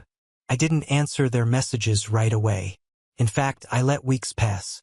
Every day, I left my phone on silent. Every text I ignored. Every voicemail I deleted without listening. It wasn't about being petty. It was about timing. For the first time, they weren't holding the cards, and I wanted them to feel that shift. Slowly, deeply. Then, one afternoon, I ran into my cousin again. She smirked when she saw me. You know, Claire's been asking about you a lot. Apparently, she and Tyler are in a bad spot financially. Your parents are covering their rent now, and with the baby, they're drowning. She paused, lowering her voice. They keep saying, if only Ryan would step up. Step up. That phrase burned into me. For years, I'd been invisible, dismissed, mocked. Now, with their golden girl struggling, suddenly I was supposed to be the responsible one. No, not this time. That weekend, I dressed sharp. A slim navy suit, polished shoes, the kind of look that made people straighten in their chairs when you walked into a room. I drove my new car, the one that gleamed under the sun, to my parents' house. I hadn't been back since the second baby shower, and as I pulled up, the sight of the same driveway where I'd once been ordered to haul boxes hit me with a jolt of memory. I rang the bell, and when the door opened, my mom's face lit up. Ryan. Oh, sweetheart, you came. She pulled me into a hug, but it felt rehearsed. Too sweet, like she'd been practicing it in the mirror. My dad was in the living room, Mason in his arms, and Claire perched on the couch. The baby gurgled happily, the only innocent in the room. Look at you, my dad said, eyeing the suit and the watch on my wrist. His voice carried that mix of pride and condescension I'd known all my life. Doing well, huh? Better than well, I replied evenly, taking a seat. I let the silence hang for a moment before adding, I heard you've been having challenges. The word made Claire's jaw tighten. If you're here to rub it in, don't bother. My mom rushed to smooth things over. What your sister means is things have been difficult. Tyler's hours were cut, and the baby's expenses are overwhelming. We thought maybe, as family, you could help. There it was, the ask. They hadn't even tried to hide it. I leaned back, folded my hands, and looked each of them in the eye. You want my help? I asked slowly. The same family who skipped my graduation? The same family who told me I owed them an apology while I sat alone on the biggest day of my life? The same family who made me feel like I wasn't welcome in my own home? The room fell silent. Claire's cheeks flushed, and my dad's eyes narrowed. That was the past, he said firmly. We need to move forward. Family is about sacrifice. Funny, I said with a small smile, because I sacrificed for years, and all I ever got was silence. Now you want my support. Why? Because the golden child isn't shining so brightly anymore. My mom gasped. Claire shot to her feet. How dare you, she snapped. You don't know what it's like to raise a child. You're right, I said, standing too. But I do know what it's like to walk across a stage alone because my family decided a baby shower was more important than my future. I know what it's like to be erased from every conversation because my sister needed all the attention. And I know what it's like to build a life from nothing, without a dime or an ounce of encouragement from any of you. Their faces shifted.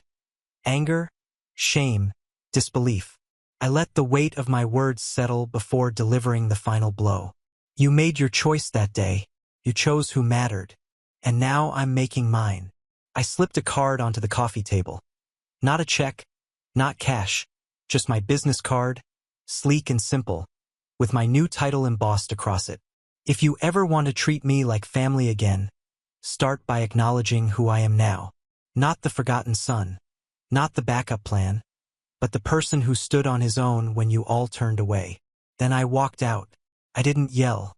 I didn't slam the door. I just left the same way I had years ago. But this time I wasn't broken. I was in control. The next day, I checked my phone. Dozens of missed calls. Messages ranged from pleading to furious. One from my mom read, "Ryan, please. Your sister is in tears. We didn't mean to hurt you. Can't you just help us this once?" Another from my dad said, "You're being selfish again. Family is about giving, not holding grudges." But I didn't reply because for the first time, their desperation didn't feel like a burden I had to carry. Felt like justice. The weeks after my visit to their house were some of the strangest of my life.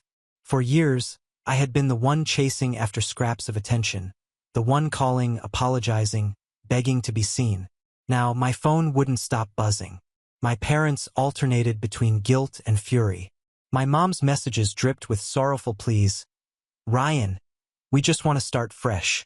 Mason needs his uncle." While my dad's were sharp commands. "Enough games. Step up for your family." Claire, on the other hand, was pure venom. One text read, "You think you're better than me now? Don't forget who gave up everything so you could have a normal life." I stared at that one for a long time, wondering what reality she was living in, because I couldn't recall her sacrificing a single thing for me. I ignored them all. Not out of spite anymore, but because I realized I didn't owe them anything. Every call I declined, every message I left unanswered, was a quiet declaration. I was no longer theirs to manipulate. The fallout hit harder than even I expected. My cousin called me one night, her voice buzzing with secondhand drama. "Your parents are furious," she said. "They told everyone you refused to help, and now people are starting to ask questions." Aunt Linda straight up said, "Well, maybe if you treated Ryan better, he'd want to help." She chuckled. "It's unraveling. Everyone's seeing it now." Then came the bombshell. Tyler, my sister's boyfriend, packed up and left. No warning, no long goodbye, just gone. Word spread fast. He'd been drowning under the pressure, resentful of the expectations. And one day, he simply walked out, leaving Claire with an infant and a pile of overdue bills. My parents tried to keep it quiet at first, but you can only hide something like that for so long. Soon, the whispers turned into pitying stares at church, and the pedestal Claire had been placed on wobbled until it crashed to the ground. That was when the desperation reached its peak. My dad showed up at my office. He didn't make it past the lobby. Security called up to let me know a man was downstairs insisting he had to speak with me. I told them to send him away. Later, I found out he'd stood there for almost an hour, red-faced and pacing, before finally storming off. That night, he left me a voicemail that started in anger and ended in a cracked voice. "Ryan, we just need your help, please." But I didn't cave, because help wasn't what they wanted. They wanted control, the old dynamic where I was the forgotten son, forever reaching while they pulled the strings. And that person didn't exist anymore. Months rolled on and my life only grew steadier. I got promoted again, my projects gaining recognition outside the company. I traveled for the first time, standing in airports with a passport in my hand, free in ways I never thought possible. I filled my apartment with laughter from friends who actually showed up for me, who cheered my wins without envy. Every step forward felt like reclaiming another piece of the boy they had tried so hard to erase. Meanwhile, the family that once smirked at my struggles began to unravel. Claire moved back in with my parents, her independence gone, her perfect life reduced to tense silence and financial strain. My parents, who once bragged about their united family, now fielded awkward questions about why their son never came around, why their daughter seemed so bitter, and why their lives looked so different from the glossy picture they'd painted. The final nail came at my grandmother's birthday. She was the only one I agreed to see, and I rented out a small private dining room at a restaurant she loved. When I arrived, she hugged me tight, tears in her eyes, whispering, "I'm so proud of you." That was enough for me. But then, as the evening went on, I saw my parents and Claire enter the restaurant. They hadn't been invited. They must have found out through someone else. They spotted me across the room. Me in a tailored suit, friends and colleagues at my side, my grandmother glowing with joy at the celebration I'd organized. They tried to approach, but the maitre d' stopped them at the door, reminding them it was a private event. My mom called out, her voice trembling, "Ryan, please, let us in. We're family." The room went quiet. Every eye turned to me. I stood, walked to the doorway, and looked at them one last time. Their faces were desperate, pleading, stripped of the arrogance they had once worn so proudly. "Family," I said quietly. "Family doesn't abandon you when you need them most. Family doesn't erase you. You made your choice, and now I've made mine." I turned back into the dining room, and the maitre d' closed the door behind me. My grandmother reached for my hand, her smile steady. The noise of the restaurant faded, replaced by the warmth of people who truly cared. And in that moment, I realized the truth. I hadn't lost a family. I had built one. And as for the old one, the ones who demanded apologies, who smirked as I stood alone, they were left outside, knocking on a door that would never open. Now on to the next story. Story 3. My name's Adrian. I'm 29 now, but this all started when I was 23. Back then, I was the kind of guy people politely described as still figuring things out. I wasn't broke exactly. I worked as a junior architect at a small firm, but I wasn't driving fancy cars or posting vacation photos from exotic islands like my older brother, Lucas. He was Mom's pride and joy. Everything he did was golden in her eyes, while everything I did was a nice start, but maybe you should aim higher. She had a way of saying it that sounded like advice but felt like a cut. I grew up knowing she believed Lucas was destined for great things, while I was destined to watch from the sidelines. When I met Claire, my fiancée, it felt like my luck was finally turning. She was warm, funny, and grounded. She didn't care that I didn't have the flashiest life. She liked that I was passionate about my work and that I wasn't obsessed with showing off. We were engaged after a year, planning a small, elegant wedding that reflected us perfectly. Mom was polite about it, but I could tell she wasn't thrilled. She made comments like, "You sure you can provide for her?" Or, "It's a big responsibility, Adrian. Women have needs." First, I brushed it off. She'd always been like that. The first real crack appeared at a family dinner. We were all seated around my parents' long mahogany table. Lucas across from me, Mom at the head like some kind of queen. Between bites of roasted chicken, she casually said, "Claire, you'd look stunning in a place like Lucas's penthouse. You've been there, haven't you?" Claire smiled politely and said, "No." Mom didn't miss a beat. "You should. The view of the city is incredible. I keep telling Lucas he should settle down. Someone like you could inspire him to." I laughed it off at the time, thinking it was just Mom being her usual tone-deaf self. But Claire's hand under the table was tense, her fingers stiff in mine. That night, she asked me if my mom didn't like her. I told her it wasn't her. Mom just had a lifelong habit of comparing me to Lucas. What I didn't realize was that this wasn't just harmless dinner conversation. Mom was planting seeds.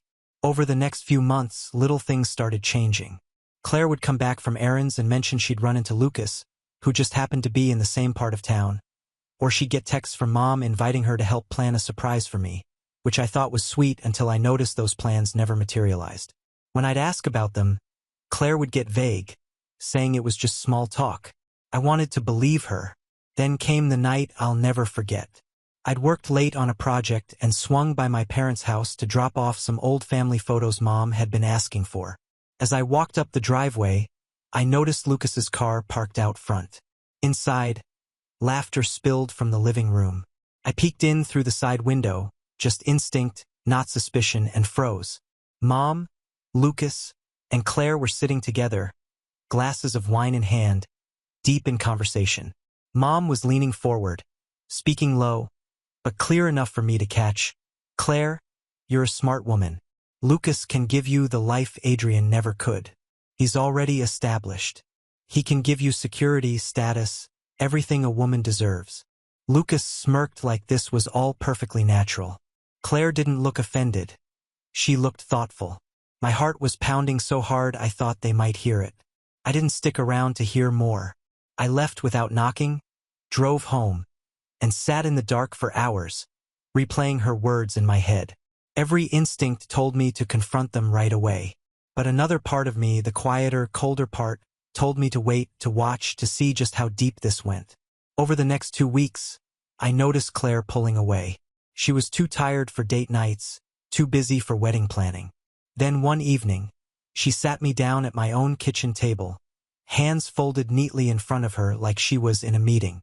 "Adrian, I think we rushed into this," she began, not meeting my eyes. My chest tightened. She talked about how she needed stability, how she wasn't sure we were aligned for the future. I knew exactly whose words those were. They had Mom's fingerprints all over them. But the final blow came when she said, "Lucas understands what I need." I didn't ask if she meant emotionally or financially. I didn't need to. She packed her things within the week. There was no dramatic fight, no begging her to stay. I just let her go. But as she walked out my door, suitcase in hand, she gave me this look, half guilty, half triumphant, and I knew Mom had gotten exactly what she wanted. I cut off all contact after that. No calls, no texts, no holiday visits. I left my job, moved to a different city, and built my life from the ground up with a kind of single-minded focus I'd never had before. I didn't tell them where I went. As far as they knew, I'd vanished. And in a way, I had. But the thing about disappearing is you get to choose when to come back. And years later, I did. It happened on a glittering Friday night under the warm glow of chandeliers at a lavish charity gala. I was no longer the still figuring it out younger son. I was the man running the show, the host of the event itself. And when I saw Mom, Lucas, and Claire walk through those grand doors, their arms linked like a family portrait, I smiled. Because the moment they saw who I was, and more importantly, who was standing beside me, their smiles vanished in an instant. And that's when they saw my wife. The moment our eyes met across the ballroom, it was like time froze, except for the sharp, invisible crackle in the air between us. Mom's smile faltered. Lucas's grip on Claire's hand tightened ever so slightly.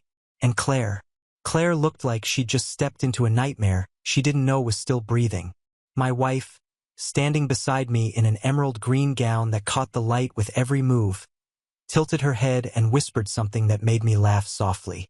I didn't need to look at my family to know they were burning with questions. But before that night, before I ever stood in this room in control, there was a long stretch of years where their shadows still reached me, even from afar. First, I told myself I'd moved on. I worked brutal hours, investing every bit of myself into my career. I started my own design firm with a small team and a few risky contracts that could have ended me if they failed. They didn't fail.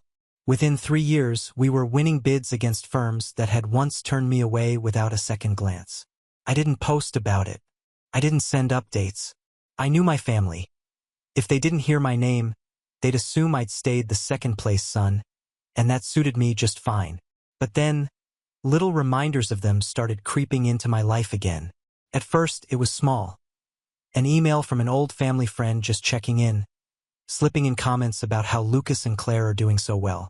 They bought a huge house in the suburbs. Lucas's business was booming, though knowing him, that meant his investors were doing the real work. And of course, Mom was proud as ever. Apparently, she kept telling people Lucas had saved Claire from a life of uncertainty. It wasn't just pride. It was rewriting history. They were erasing me from my own story. The real gut punch came when I attended an industry networking event about 2 years after I left. I was there to meet potential partners, but halfway through the night, I heard a familiar laugh. Turning toward the sound, I spotted Lucas in a tailored navy suit, glass in hand, holding court with a small circle. Claire was on his arm, wearing the kind of diamond bracelet that screamed, "Look what I can afford." I considered walking the other way until I realized they hadn't seen me yet. That's when I overheard Lucas say, "Yeah, my mom always knew I was the one who'd make something of himself. My brother?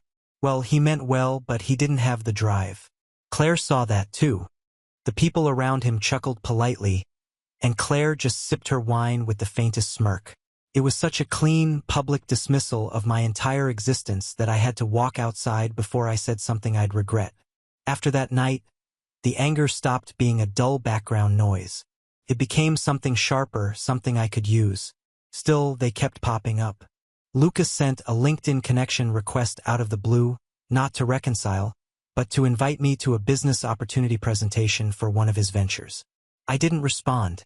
Mom sent an email around the holidays one year, guilt-tripping me about not making an effort and hinting that family always forgives.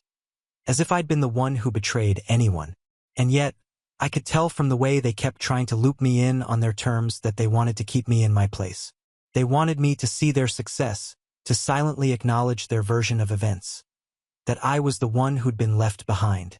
What they didn't know was that my life had quietly grown far beyond theirs. I'd moved into a penthouse not to show off, but because I could. I'd invested in real estate, built side businesses, and by my late 20s I was no longer just doing well.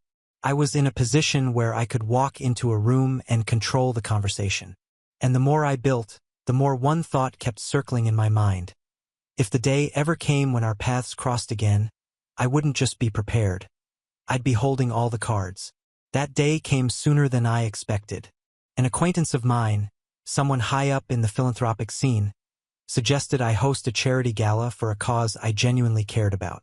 It wasn't just a business move. It was personal. It was a chance to stand on a stage, not as someone's lesser son, but as the man who had built his own name. Invitations went out to every corner of my network, some intentionally reaching into the old social circles my family still lingered in.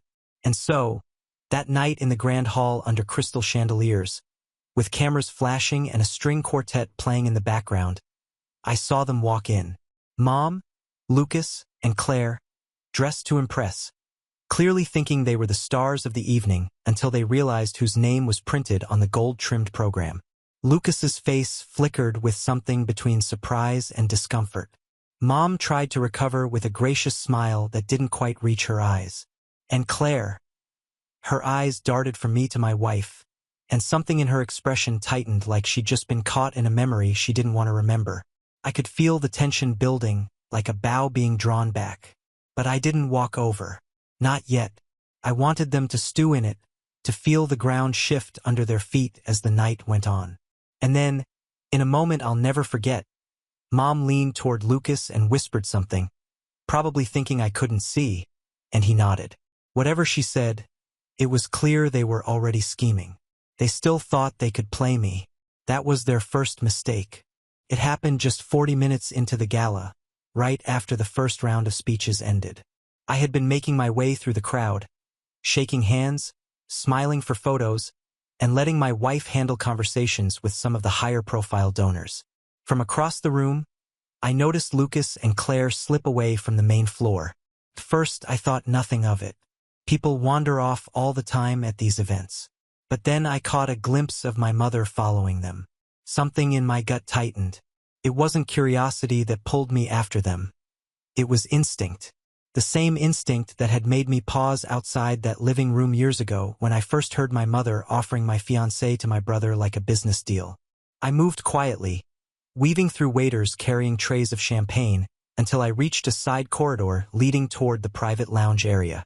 The gala venue had a handful of smaller rooms set aside for quiet meetings, and I found the three of them in one of these, the door half open. My mother's voice carried just enough for me to catch her words. "You need to use this. He's in over his head here. All this flash, all these people, it's just for show. Find out who's backing him. If we can get in on it, we can make sure he doesn't shut us out again." Lucas leaned against the wall, looking smug. I doubt he's got the capital for something like this on his own. Probably some investor propping him up. We figure out who. Maybe we offer them a better deal. Then Claire's voice, calm and measured as if she were discussing nothing more serious than a dinner menu, cut in. "Or," she said, "I could just talk to him. He used to trust me. He'd tell me things if I approached it the right way. He's still a man, Lucas. You know how to use that." I didn't move. I just stood there, absorbing each word like a slow drip of poison. They weren't just here to crash my event. They were actively plotting to undermine me, to pry into my business, to take something they assumed I hadn't earned. And Claire, she wasn't just my ex. She was the woman who had once promised to marry me, now casually offering to manipulate me like a mark. It was surreal, standing there in my own event space in a tailored suit I'd bought with my own money, listening to the same people who had gutted me years ago try to do it again. I thought about walking in right then, about tearing into them in front of each other. But something stopped me, not fear, strategy. Because in that moment, I realized something important. They hadn't changed. All these years, they still thought I was the same younger brother, the same son they could push around. They were so convinced of their own superiority that they didn't even consider the possibility that I might be listening, that I might already know more than they did. But as I stood there, my chest tight with anger, my wife appeared at the far end of the corridor. She caught my eye and raised an eyebrow, silently asking what was going on. I gave the faintest shake of my head, a signal to hold back. She didn't press. Instead, she turned and disappeared into the crowd again, giving me the space to make my decision. And that's when I heard the final, unfiltered truth spill from my mother's mouth. He was always the weak one. He's lucky we even came tonight. This could be our way to finally fold him into something worthwhile. And if he doesn't play along. She let the sentence hang. Lucas smirked. Claire looked at him and then back toward the ballroom like she could already see the path opening. That was it. The last shred of lingering family loyalty I'd been holding on to snapped clean in two. Whatever hope there had been for reconciliation, for some kind of civil coexistence, was gone. They had made it perfectly clear they weren't here for me. They were here for what they thought they could take from me. I stepped back from the doorway, my decision already forming in my mind. If they wanted a game, I'd give them one, but it wouldn't be the one they thought they were playing. And for the first time in years, I felt that same cold, quiet resolve I'd felt the night Claire walked out of my apartment. Only this time I wasn't going to disappear. This time they were. I didn't confront them that night. Not yet. That was the hardest part. Walking back into the main ballroom with my face composed, my posture steady, while inside my stomach churned like I'd swallowed glass. My wife glanced at me when I returned to her side. She didn't ask what happened, but the slight narrowing of her eyes told me she already had a guess. The rest of the evening was a blur of polite conversation, clinking glasses, and forced smiles. Every time I looked across the room, I caught them watching me. My mother with that same assessing gaze she'd worn my whole life. Lucas with a calculating smirk, and Claire with an expression I couldn't quite read. Was it curiosity? Anticipation? Or just the same quiet arrogance she'd shown when she left me? When the gala ended and the last guests filtered out, I stayed behind with my team to handle a few final details. The music was off, the lights dimmed, and the silence of the now empty hall felt heavy. I could still hear my mother's voice in my head, every word replaying on a loop. Week one. Get in on it. He's lucky we came. That night, lying in bed, I stared at the ceiling while my wife slept beside me. I felt something I hadn't felt in years. A familiar ache, the same one I'd carried in those first months after they betrayed me. Back then, it had been loneliness. This time, it was something sharper. It wasn't that they'd hurt me again. It was that they'd reminded me just how much I had let their absence shape me. Over the following weeks, I went through the motions of my life, but I wasn't myself. I made small mistakes at work, not enough for anyone to notice, but enough for me to feel it. I found myself replaying every past slight, every moment when I had stood in their shadow, every time I'd swallowed my pride instead of speaking. It was like reopening an old wound that had never fully healed. I started avoiding social events where they might appear, declined invitations from mutual acquaintances. My wife noticed and asked if I was feeling burned out. I told her I was just tired from work. But that wasn't the truth. The truth was I felt that same urge I'd felt years ago, the one to vanish, to put a wall between myself and anything connected to them. But here's the thing, I didn't. Because somewhere in that fog of frustration and exhaustion, I realized I had two options. I could let them push me back into the shadows like they'd done before, or I could turn this boiling, unspent anger into something else. something useful. So, I started paying attention again, watching, listening. Whenever someone mentioned Lucas's business, I asked casual questions. Just enough to learn that things weren't as rock-solid as he liked to pretend. Rumors of missed deadlines, investors pulling out. Claire, I heard, was keeping up appearances, but a few people hinted she wasn't exactly happy playing the perfect wife role. I didn't make any moves yet, not outwardly, but in my mind, pieces were shifting into place. I started to imagine what it would look like to not just defend myself this time, but to hit back publicly, unmistakably, and in a way they couldn't twist. Still, the ache lingered. I'd come so far, and yet, seeing them again had reminded me just how much I'd built my success in reaction to them. It wasn't enough to just keep building my life anymore. No, I needed to make sure they knew exactly who I'd become without them and what crossing me would cost. And as I began quietly laying the groundwork, I realized something chilling. They were still trying to play their game. Every so often, a mutual friend would pass along a message from my mother asking if we could meet for coffee. Lucas sent a text, just one, saying we should talk about opportunities. Claire didn't reach out directly, but I heard through the grapevine that she had been asking about my wife. They thought they were circling me, but I was already building the trap. I decided the first step wasn't confrontation, it was elevation. If they thought they could still reach me, still get close enough to play their games, I'd rise so far above their reach that they'd have to crane their necks just to see where I was standing. The months after the gala were a blur of calculated momentum. I threw myself into my firm with a precision that bordered on obsession.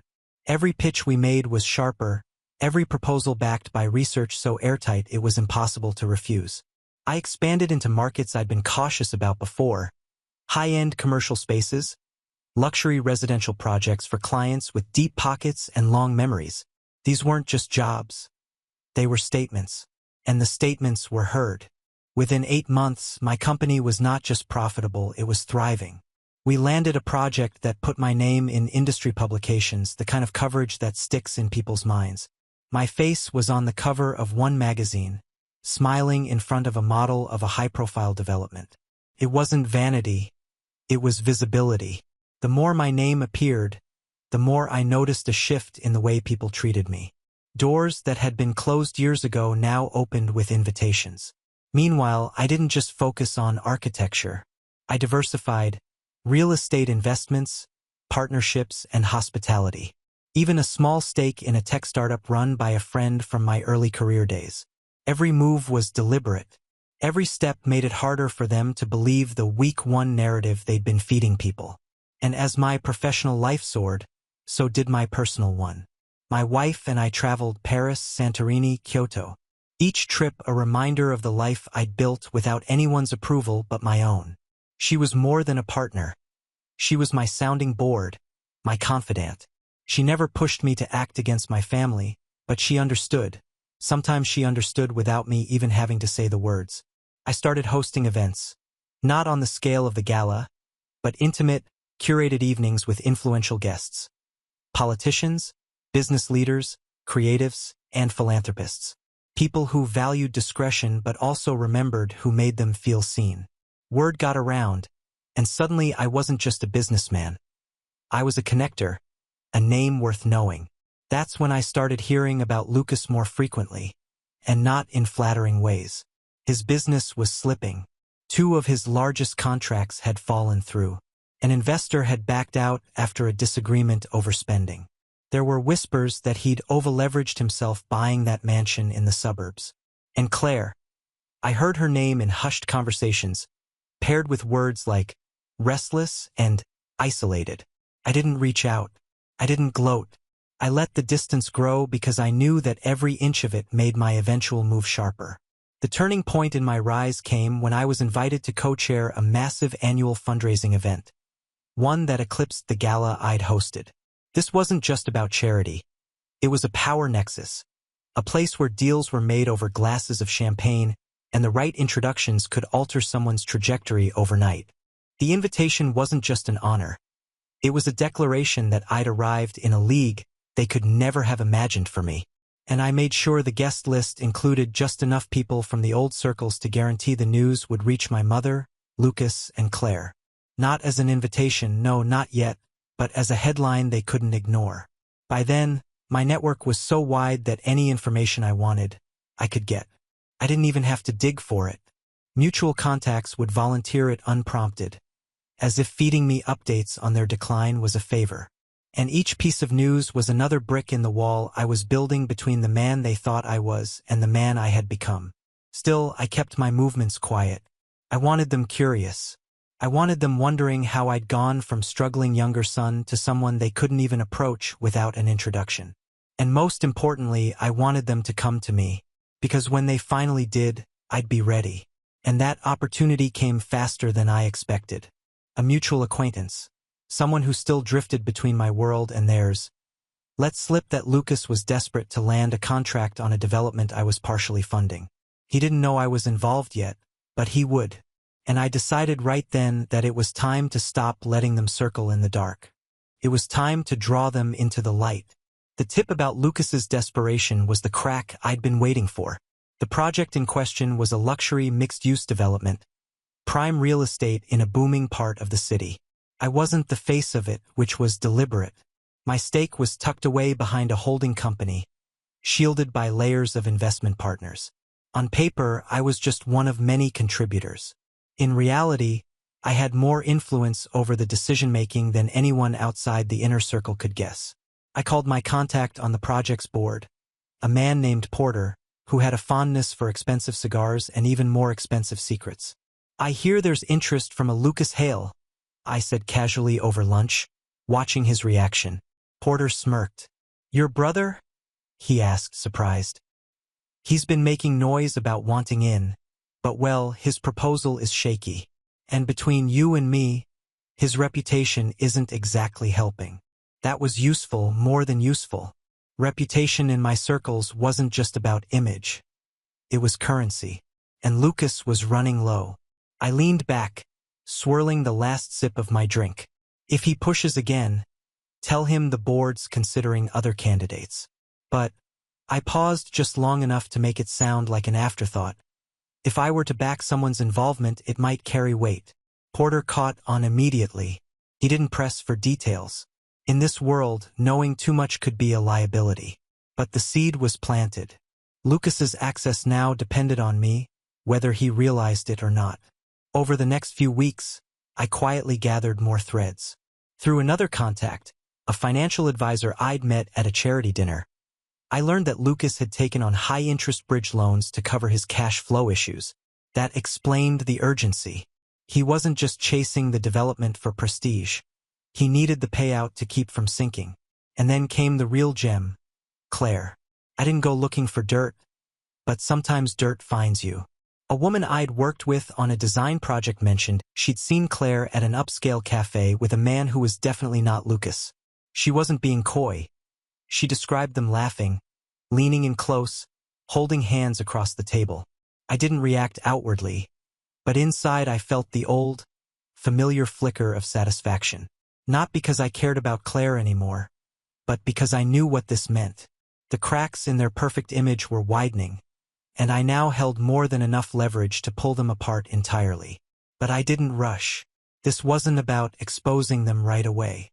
It was about timing.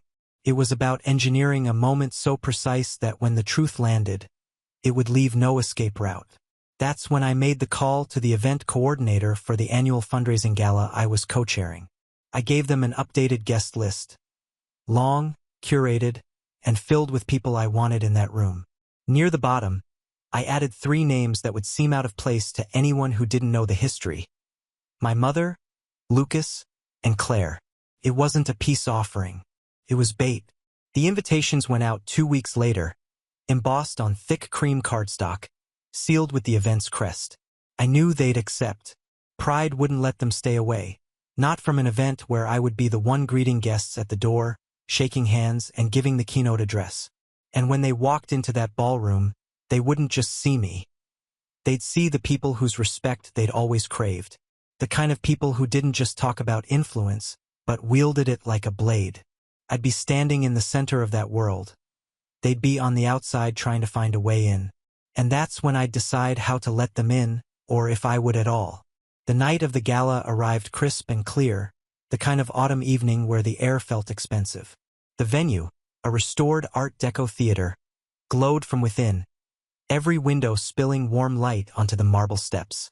I stood at the entrance with my wife, greeting guests as they arrived. Each handshake, each smile was deliberate. This was my arena now.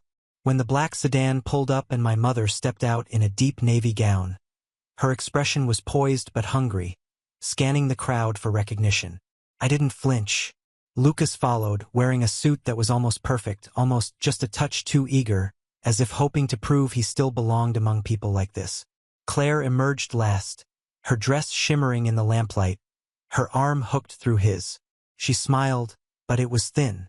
"Adrian," my mother said warmly, as though the last decade hadn't happened. "What a surprise to see you here." I returned the smile, cool and steady. "Not a surprise, Mom. I co-chair this year." The flicker in her eyes was almost imperceptible, but I caught it. Lucas glanced around, clearly noting who else was in attendance. Names he tried to court for years. Claire's gaze kept darting to my wife, who stood beside me with the kind of effortless confidence that made people take notice without her saying a word. Inside, the theater had been transformed into a jewel box of gold and deep crimson. The tables were dressed in rich linens, each centerpiece a burst of fresh flowers and candlelight. The stage was set for the evening's program with a large screen displaying images of the charity's work. I made sure their table was in full view of the stage and, more importantly, in earshot of several key investors from the development Lucas was chasing. Throughout the cocktail hour, I drifted from group to group, engaging in easy conversation, dropping just enough hints about current projects and selective partnerships to pique curiosity. When I finally approached their table, I did it with deliberate calm. "Lucas," I said, "I hear you've been busy in real estate." He straightened, clearly pleased to be acknowledged. "Yeah, working on some big deals. Actually, I've been looking at that downtown development. Might be the right fit for me." He said it loudly enough for the nearby investors to hear. I gave a slow nod. "Ah, the one my company's funding." The silence that followed was sharp.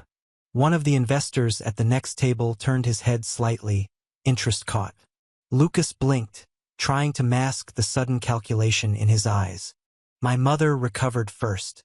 "Well, isn't that a coincidence? Maybe you two could work together." "That's the thing," I said evenly, keeping my tone friendly. "We're being very selective, only working with partners who have the right stability and reputation. It's not personal. It's just business." Claire shifted in her seat, crossing her legs, her jaw tight. She looked like she wanted to speak but thought better of it. I caught the glance she threw toward one of the investors, one that wasn't lost on me. The first course was served, conversation moving around them like water flowing past a stone. I didn't need to say more. The message was already there, hanging in the air for everyone nearby to absorb. I was the gatekeeper now. But the real move came later in the evening during the auction segment. The host was calling for bids on an exclusive architectural consultation, an item I donated personally. I'd expected it to go to one of the higher-profile donors, but when the bidding reached an impressive figure, Lucas raised his paddle. The room reacted, surprised murmurs, a few raised brows. I smiled.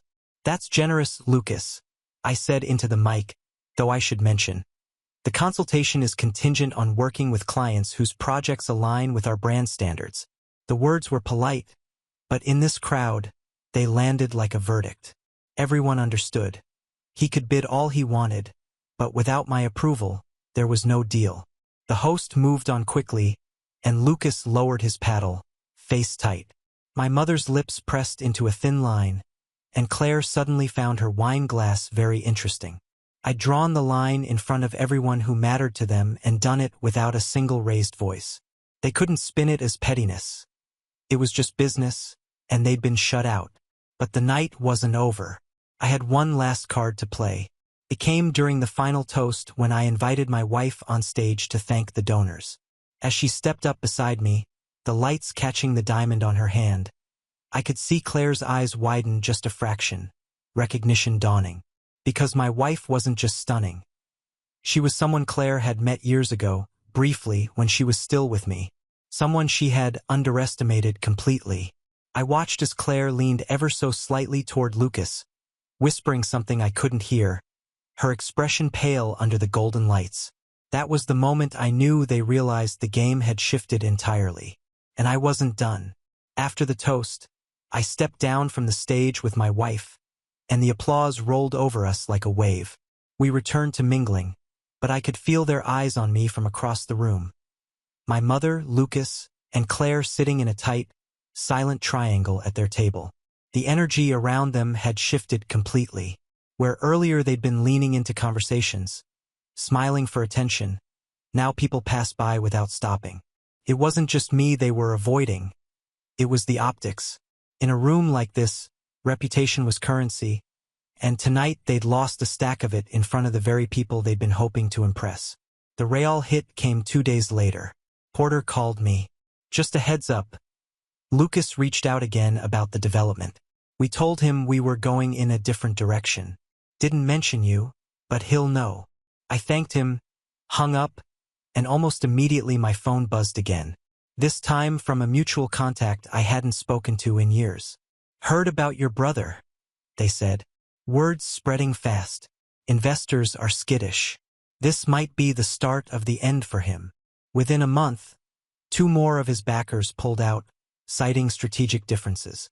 His company's social media went quiet. The flashy public appearances dried up. By winter, the mansion was quietly listed for sale. Claire, I heard, didn't stick around. She resurfaced in another city, her name occasionally appearing in charity event write-ups, but always without the same sheen she'd worn before. Those close to her knew why. Stories have a way of traveling, especially the kind whispered over wine between people who enjoy a little schadenfreude. As for my mother, she tried once to call. The voicemail was short, brittle. I think we should talk. Family's important. I didn't return it. There was nothing left to say. Family is important, but not the kind that treats you like a pawn. The following year, I hosted the gala again. Bigger, brighter, more exclusive than before. As I stood on stage during the opening speech, I scanned the room and thought about the first gala where they'd walked in believing they still held power over me. They hadn't returned since. I raised my glass, the lights catching on the rim. To progress, I said, smiling at the sea of faces before me. And to remembering that those who doubt you often end up proving you right. The crowd laughed and clinked glasses, but in my mind, I was toasting 3 empty seats that no one had noticed were missing. And that was the last time I ever thought of them as anything but a closed chapter. Now on to the next story. Story 4. I'm Noah, and I'm 24 now. But this story starts when I was 17, right around the time I learned that some people will destroy what they don't understand just because they can. Back then, I lived in a small house on the outskirts of Milwaukee with my parents and younger brother, Josh. From the outside, we probably looked like a normal family. Dad worked in construction. Mom did accounting for a local law firm, and I was the quiet kid who always had charcoal on his fingers and paint under his nails.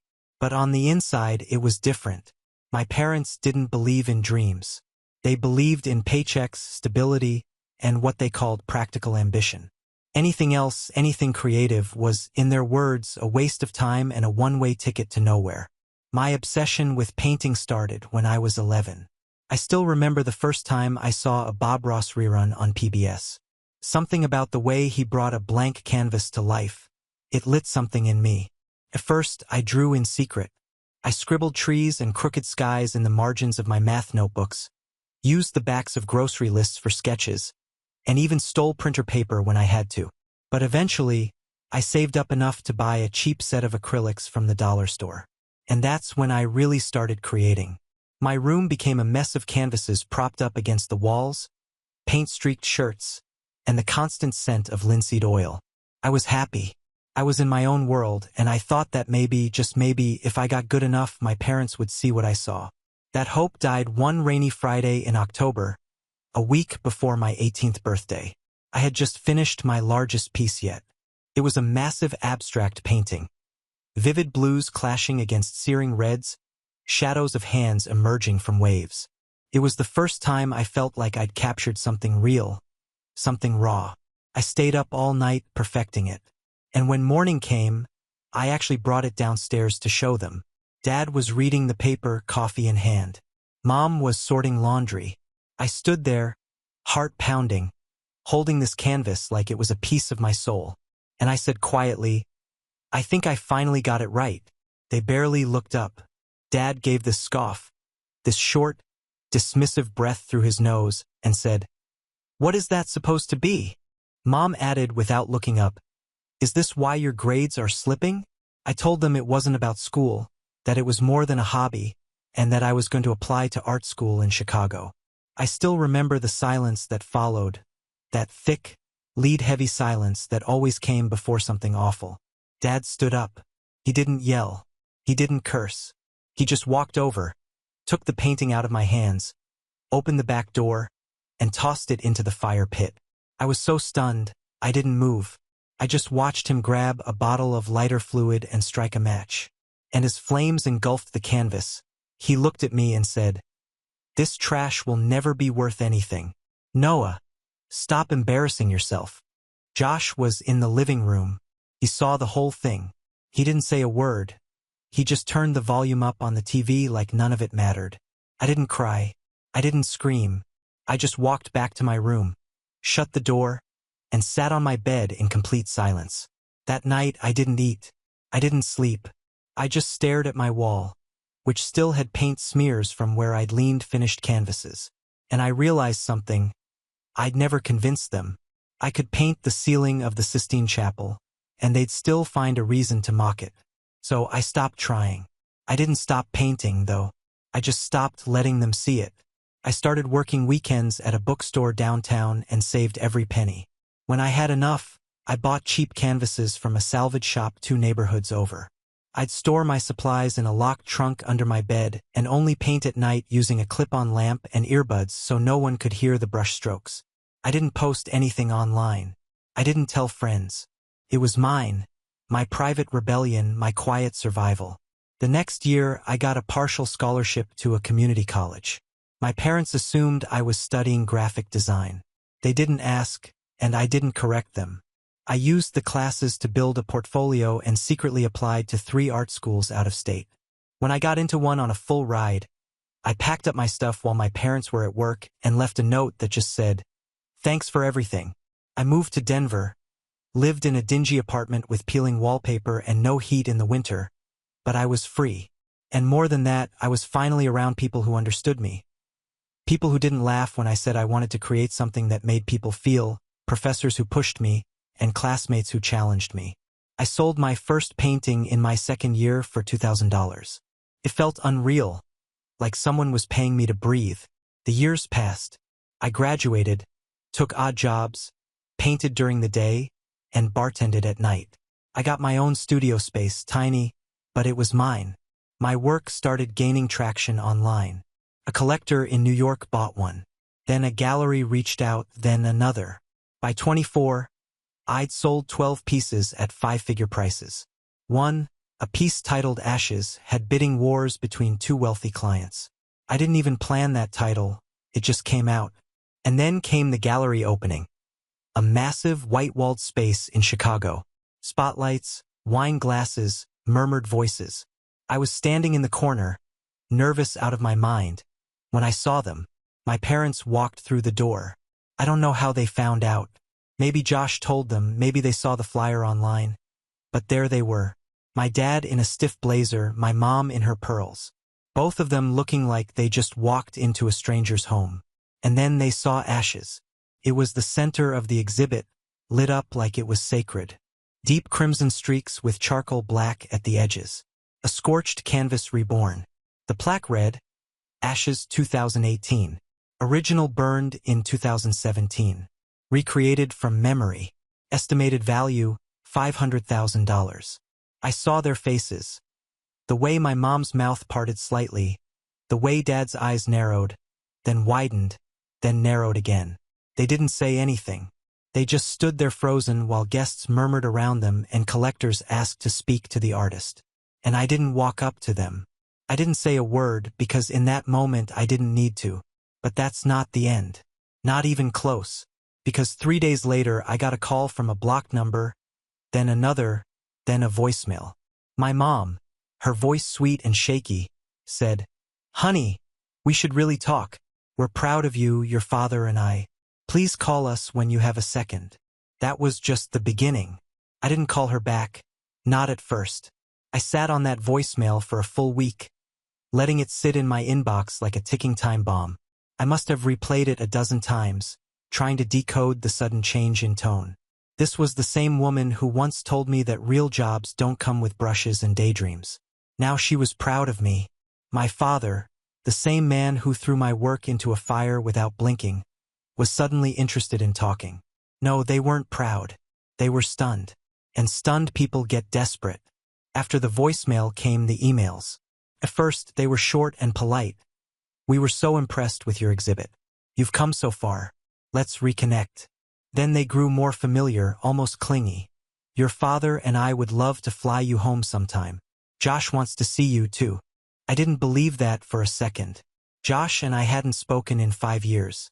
Last I heard, he dropped out of community college and was working at the same job our dad had gotten him. Some warehouse gig he hated but refused to leave. Still, I didn't respond. Not out of spite, really, more out of confusion. I didn't know how to talk to people who had burned my future in front of me, then only showed up when the price tag got big enough to interest them. I didn't know if I wanted to yell, cry, or laugh in their faces. So, instead, I did what I always do when I'm overwhelmed. I painted. The next piece I made was quiet, smaller. A single tree in the center of a black canvas surrounded by ash-colored leaves. I called it "They Only Come in Spring." It sold within a week. A month later, I got a knock on my studio door. I wasn't expecting anyone. It was late afternoon, and I was halfway through cleaning brushes. When I opened it, I didn't even recognize the woman standing there for a second. Her hair was shorter than I remembered. She was wearing a pale blue scarf I hadn't seen before. But her voice, soft, cautious, hit me like a thunderclap. "Noah." It was my mother. For a second, I didn't say anything.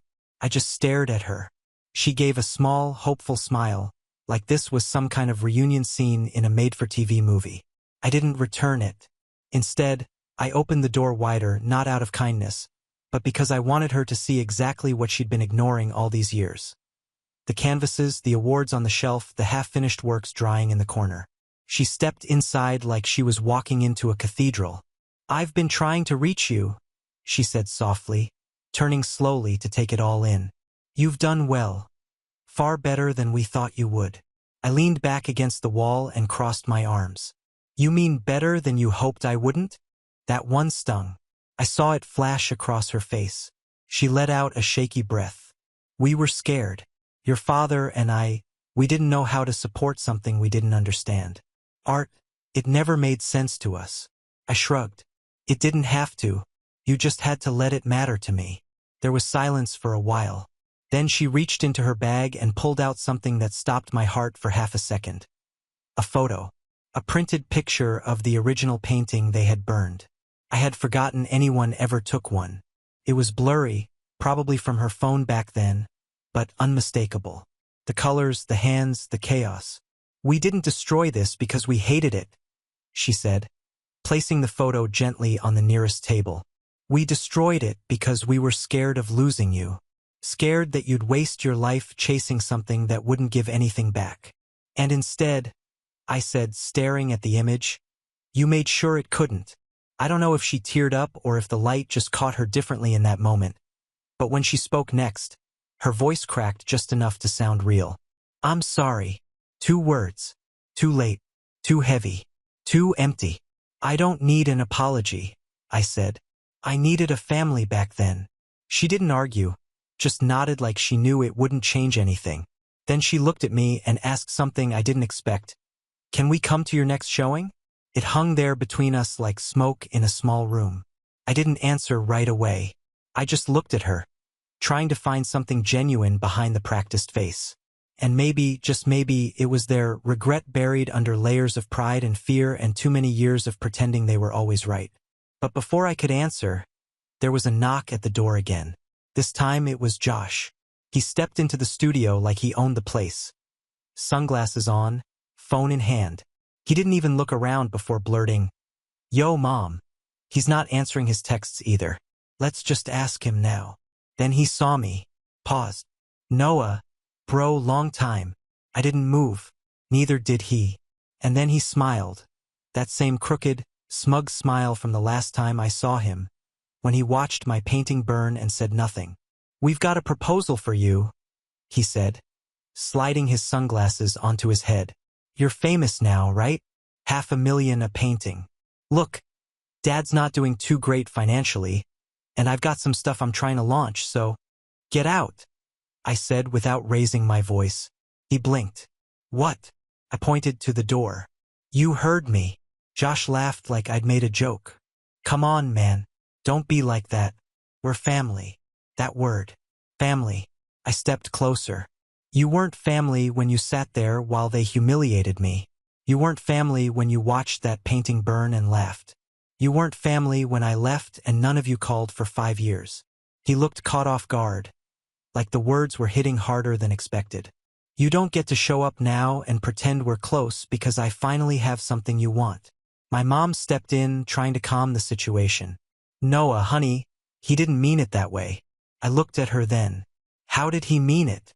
She didn't answer. The silence between us thickened. Josh shoved his hands in his pockets and muttered, "Whatever, man, you'll come around. We'll talk later." And then they left. But that wasn't the last I heard from them. The next week, something happened that made it clear they weren't going to just walk away quietly. They had a plan, a legal one. And when I opened the envelope that arrived on my doorstep 3 days later, I realized just how far they were willing to go. The envelope was thick, cream-colored, with my full name typed neatly on the front. No return address. At first, I thought it might be from a gallery or a collector, someone who didn't believe in email, maybe. But as soon as I picked it up, I felt the weight of it, not just physically but emotionally. Something about it felt off. I sat down at my drafting table and opened it slowly, careful not to tear anything. Inside was a stack of neatly clipped papers, a printed letter on legal stationery, and of all things, a copy of my birth certificate. The letter began formally, to Mr. Noah A. Whitmer. "It has come to our attention following a review of recent public disclosures of asset holdings and earnings attributed to your artwork that there exists an unresolved legal matter related to your upbringing and parental financial support." My eyes darted down the page, skimming for keywords, and then they jumped to a bolded line near the end. "The Whitmer family hereby reserves the right to claim partial entitlement to proceeds earned from artwork produced using resources, housing, and supplies provided by the family household during the years 2005 to 2017. This includes, but is not limited to, access to utilities, housing, nourishment, and academic materials that supported your development." I had to reread that part 3 times. They were claiming ownership, partial ownership, of my work. My parents, the same people who destroyed my painting, who mocked my dream, who threw me out of their lives without hesitation. They were now saying that because they had provided a roof over my head as a child, they deserved a cut. It didn't stop there. The second half of the letter outlined a proposed settlement which would include a one-time payment of $150,000 as acknowledgement of support, royalties on any artwork created between 2017 and 2022 at a rate of 5%, and priority family rights to retain or display one original work per year at no cost. At the bottom was a signature line already signed by both my parents and, of course, Josh. Underneath his signature, he had written in parentheses, "Future business manager of Whitmer Fine Arts." I didn't know whether to laugh or throw the envelope into the nearest trash bin. Instead, I stood up, walked to the small cabinet where I kept older pieces of mine tucked in archival sleeves, and pulled out the oldest one I still had. A charcoal sketch of a raven perched on a rusted mailbox. I drew it in the library my senior year of high school, long after the fire. It was the first thing I created after swearing they'd never see another piece of my art again. I held it for a moment, tracing the edges with my thumb, before sliding it back in and locking the cabinet. Then I called my lawyer. Yeah, I have one now. Not just for contracts and sales, but because the art world can be messy. Galleries steal, clients flake, and apparently families try to invoice you for your childhood once you make something of yourself. Her name's Leah. She's sharp, fast, and doesn't like wasting time. Please tell me you're calling to say you need a trademark filed and not that your parents are suing you, she said. I sighed. Not yet, but they're circling. I read the letter out loud to her. She was quiet the entire time. When I finished, she asked me to scan it and send it over immediately. 2 hours later, I got her reply, Noah, this letter is total nonsense. It's not a real legal claim. It's a threat disguised as a settlement offer. They're hoping you'll pay to make them go away. Do not respond. Leave this to me. Also, please tell me you haven't signed anything from them recently. I hadn't, of course. But the fact that she had to ask told me all I needed to know. That week, I got 3 more letters. The second one was friendlier, filled with family photos and handwritten notes from my mom talking about how she missed me. That one included an invitation to a family dinner to talk everything through. I almost tore that one in half right then, but I stopped. Not because I wanted to go, but because I was starting to realize what was really going on. They didn't want reconciliation. They wanted association. They wanted the illusion of being the family behind a rising star. They saw the attention, the headlines, the upcoming exhibits, and they realized how much they'd thrown away. And instead of apologizing with any shred of humility, they decided to rewrite the story to make themselves look like supportive parents who raised a genius. Josh, of course, was the worst. He sent a long, rambling email with links to marketing companies and brand consultants, talking about how, with the right push, you could be in museums by next year. Then near the end, he added, also, Dad's going through some stuff. His back's real bad now and he can't work much. It would mean a lot if you helped out. I know you've got the means now, the nerve. The same man who stood over the fire pit and lit a match without blinking was now suddenly a struggling victim who deserved my sympathy. I didn't reply to any of them, but I did make one phone call to someone I hadn't spoken to since high school. Miss Harlow. She was my old art teacher, the only adult in my life back then who ever believed in what I was doing. She was the one who'd given me access to the school studio after hours, who bought me extra brushes out of her own pocket, who once told me, if they can't see your worth now, they'll trip over it later. She picked up on the 3rd ring. Noah? She said, her voice warm and surprised. Is that really you? I smiled. Yeah. I just wanted to say you were right. We talked for nearly an hour. I told her about the show, the collectors, the pieces, the money, and then slowly, I told her about the letter, the demands, and the sudden reappearance of the people who'd once treated me like a stain on their idea of success. She was quiet for a long time. Then she said something I'll never forget. They only come around when they realize the garden they tried to burn down grew without them. And I knew then what I had to do. I wasn't going to pay them. I wasn't going to argue. I was going to show the world exactly who they were. But first, I needed one more painting. I spent the next 2 weeks in my studio like a man possessed. Everything else went on hold: emails, commissions, even sleep. I worked through sunrise and into night with only the company of the low hum of the heater and the faint scent of turpentine hanging in the air. It wasn't just about catharsis anymore. This wasn't a therapeutic project. This was my statement, my boundary, my revenge. Not loud, not cruel, but clear. The painting that emerged was unlike anything I'd ever done before. It was a large canvas, nearly 6 feet tall, with textured layers so thick they looked like the paint itself was trying to claw its way out. In the center stood a boy with outstretched arms, offering a delicate, glowing shape in his hands. His face was blurred, almost erased, as if the world around him had been trying to wipe him away. Behind him stood towering, faceless figures, each one casting long, smoky shadows that swallowed light. But the shape in the boy's hands, an ember flickering gold and blue, glowed through the dark. It was the only source of color untouched by the shadows.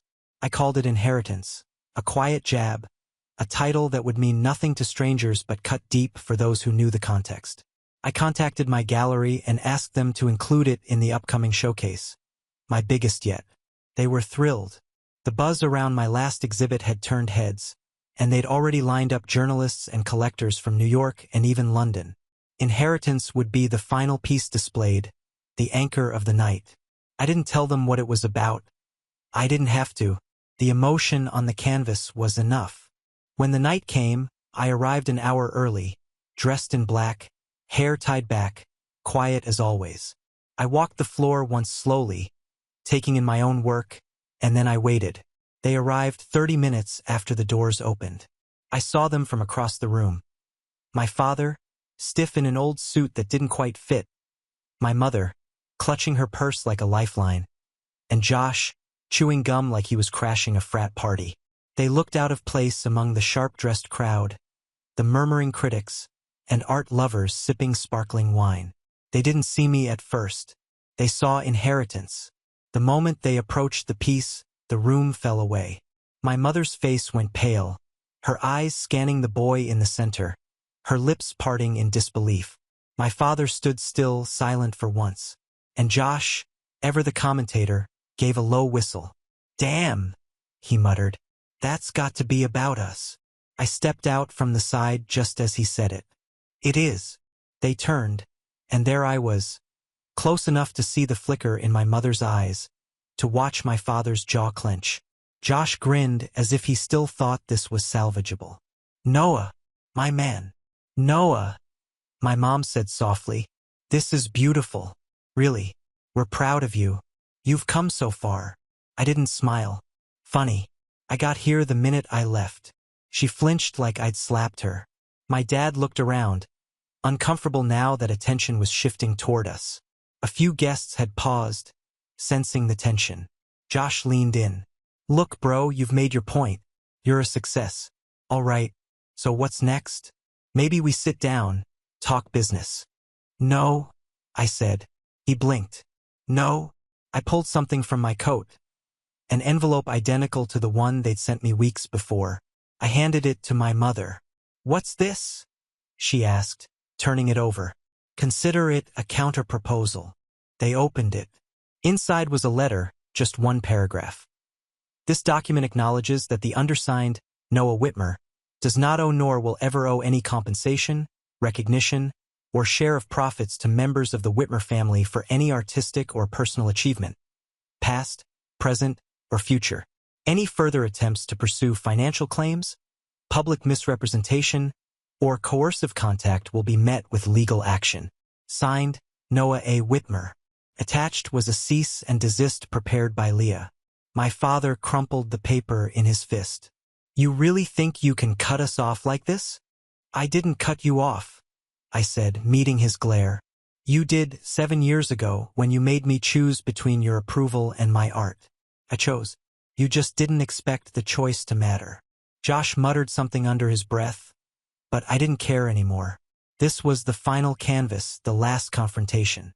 My mom tried one more time, her voice trembling. "But we're still your family." I shook my head slowly. "No, your blood. That's not the same thing." And then I walked away. I didn't storm out. I didn't make a scene. I just returned to my corner near the champagne table where collectors were already beginning to ask questions about inheritance, where critics whispered words like haunting and profound. Within an hour, the painting had 5 offers. By midnight, it sold for $520,000. I donated a portion to a local art school scholarship fund in my teacher, Miss Harlow's name. The rest I used to open my own studio. A full space, 3 rooms, 2 apprentices, and a gallery attached. I called it Ember House, a tribute to the ashes where it all started. As for my family, they tried to contact me a few more times, letters, calls, even a message from an old neighbor trying to guilt-trip me into forgiving and forgetting. I didn't respond. Leah handled everything. Eventually, they stopped. I heard through a friend back home that Josh was still bouncing between jobs. My dad had to retire early. My mom apparently tells people she's closely connected to a famous artist in Chicago. I suppose in a way she is, just not in the way she imagined. And me? I kept painting. But I never recreated inheritance. Some things don't need to be said twice. Some stories are only meant to burn once. Now on to the next story. Story 5. Thanksgiving, my dad sneered. "Still the family disappointment, huh?" My mom didn't defend me, just smiled. I took a final bite of pie and left. 2 weeks later, my brother called. "Why did my rent bounce?" I said, Maybe the disappointment's finally pulling back. Then my brother got angry. Thanksgiving at my parents' house has always been a bit of a circus. Not the fun kind either, more like a sad traveling one with 3 animals and a broken tent. But every year I go, hoping it'll be different. Maybe someone will ask about my job without twisting it into a jab. Maybe someone will remember that I actually exist outside of family group texts and emergencies. I guess I still held out some pathetic little hope. The day started off deceptively normal. The house smelled like burnt rolls and too much cinnamon. My mom had already opened the wine, which meant she was about 2 glasses in and coasting on autopilot. My dad was in the living room watching the game and yelling at the TV like the quarterback could hear him. Josh and Rachel arrived late as usual. They came through the door with a store-bought pie and Levi on Josh's shoulders, like they were some quirky young family in a holiday commercial. My mom made this huge deal about the pie.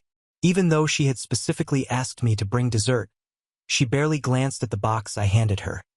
Cheesecake from a bakery that people wait in line for.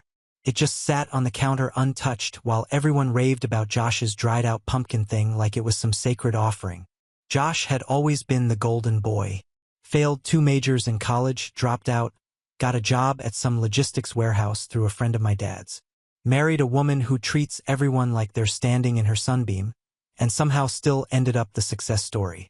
I, on the other hand, make over 6 figures working remotely in a job I actually enjoy, travel a few times a year, have no debt, and apparently I'm the one they whisper about. Dinner was typical. Tense in the way that only family dinners can be, where everyone acts polite, but the air is packed with unspoken things. I mostly listened. They asked nothing about my life, even though I'd just gotten back from Spain the week before. At one point, I mentioned it casually, and Rachel tilted her head like I'd said I joined a cult. Must be nice, she said. Just traveling all the time, not worrying about anyone but yourself. Josh laughed, and that was enough to derail the rest of the meal. The food wasn't even good. Turkey dry, stuffing bland, gravy lumpy. But I ate anyway because I knew if I didn't, they'd say I was being dramatic. I sat through it right until dessert. My cheesecake was still unopened, everyone going in on the store-bought pie like it was gourmet. Then came the moment. I had just taken a final bite, just savoring it quietly, when my dad, without warning, looked at me and said, "Still the family disappointment, huh?" He didn't say it with any heat. No punch, just flat, like he was stating a fact. My fork stopped halfway down. I looked around the table. No one flinched. My mom was smiling, that weird smile she puts on when she doesn't want to admit something's wrong. Rachel was pretending Levi had said something funny even though he was just chewing. Josh was already onto his second slice like the comment hadn't happened. I didn't say anything. I just stood up, grabbed my jacket off the back of the chair, and walked out. I didn't even slam the door. Didn't need to. The silence behind me said enough. No one followed me. No one called out. I got in my car and drove back to my apartment, where I finally opened the cheesecake and had a proper dessert. That night, I didn't sleep much. Not because I was angry, that part passed fast, but because I realized something I should have seen years ago. They didn't respect me. Not even a little. I was useful, sure. I helped Josh get the apartment he lived in. I kept my distance when they needed space. I never asked for help or brought drama, but they didn't care. And that night, I decided I was done playing the role they'd written for me. 2 weeks later, the phone rang. Josh, for the first time since Thanksgiving. Why did my rent bounce? I let the silence hang for a second before answering. Maybe the disappointment's finally pulling back. He didn't laugh. Didn't say anything at first. Then his voice got louder. You serious right now? Dead serious. Then he got angry. Like really angry. He didn't even try to hide the anger in his voice the second I said the words. Maybe the disappointment's finally pulling back.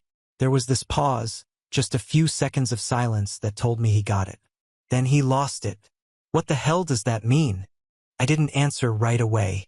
I think I just let the quiet hang there on purpose. He kept going, his voice getting sharper. He accused me of being cold, arrogant, selfish. Said I changed like that was a bad thing. I let him go off for a while. He talked about Levi, about how Rachel's hours got cut. about how the bills were piling up. And then he threw the word family at me like a knife. We're family, Nate. You don't do this to family. That's when I told him, starting next month, rent's going up to $1,500. Silence again. Then a small sarcastic laugh from his end. You serious? Dead serious. I reminded him that the place was fully renovated. In this city, $1,500 is still below market for a two-bedroom in that building. I'd just been giving him a break for way too long. A break? You call that a break? You've been paying $500 a month for 4 years, Josh. That's not a break. That's practically a gift. You couldn't get a shared basement room for that in this zip code. He said I was screwing over a family with a kid. Said he thought I had a heart. Then he hung up. A few hours later, Rachel texted me. A wall of messages, all emotional, full of guilt-tripping stuff like, Levi doesn't deserve this. I thought you loved your nephew. We'll end up homeless if you keep pushing. Then she added something at the end that stuck with me. You wouldn't be making this change if we were your family. That was the moment I stopped second-guessing anything. I didn't reply. I didn't call back. I didn't feel the need to explain anymore. For years, I'd done the nice thing. I'd given them the apartment, even though I originally wanted to rent it out properly. They begged me not to go public with it. Said it had to be just until they got on their feet. That was 4 years ago. 3 days later, Josh showed up at my door. No warning, no heads up, just pounding like he owned the building. I opened it slowly, and there he was, red-faced and breathing heavy. You're actually doing this? You're raising rent 3 times over just like that. It was more than 3 times, actually. But I didn't say that. I just asked him calmly what he thought was fair. Fair? We have a child. You knew we were barely making it, and you decide to pull the rug out from under us. You disgust me. I told him again, $1,500 or find somewhere else. He scoffed. Said I had no idea what real life was like. That my little remote job and vacation lifestyle didn't make me better than anyone. Then he made the mistake. He said, you wouldn't survive a month if you didn't have that damn salary. You think it makes you special? You've always been a joke. So I looked him dead in the eye and said, new rent's $2,500. His jaw actually dropped. He laughed like I was bluffing. But I wasn't. He stormed out, muttering something about lawyers. But there was no lease. It was all verbal. I'd left it loose on purpose, trusting them like an idiot. I thought that was the worst of it. But a few days later, I found out something that made my blood run cold. And not from him. It wasn't even Josh who told me. I was at a coffee shop near my place, sitting by the window, half listening to 2 women at the next table talk about rent prices. One of them mentioned the building where Josh lived. My building. I wasn't really paying attention until she said something that made my ears perk up. Apparently, she had just heard of a unit in the same complex and said it was going for $3,400 a month. She was floored that someone in her building was renting the exact same layout for $500. Her friend laughed and said, yeah, that's the guy who's got some kind of deal with the owner. I heard from his wife that the brother's rich and stupid. Just gives them the place out of guilt. I froze.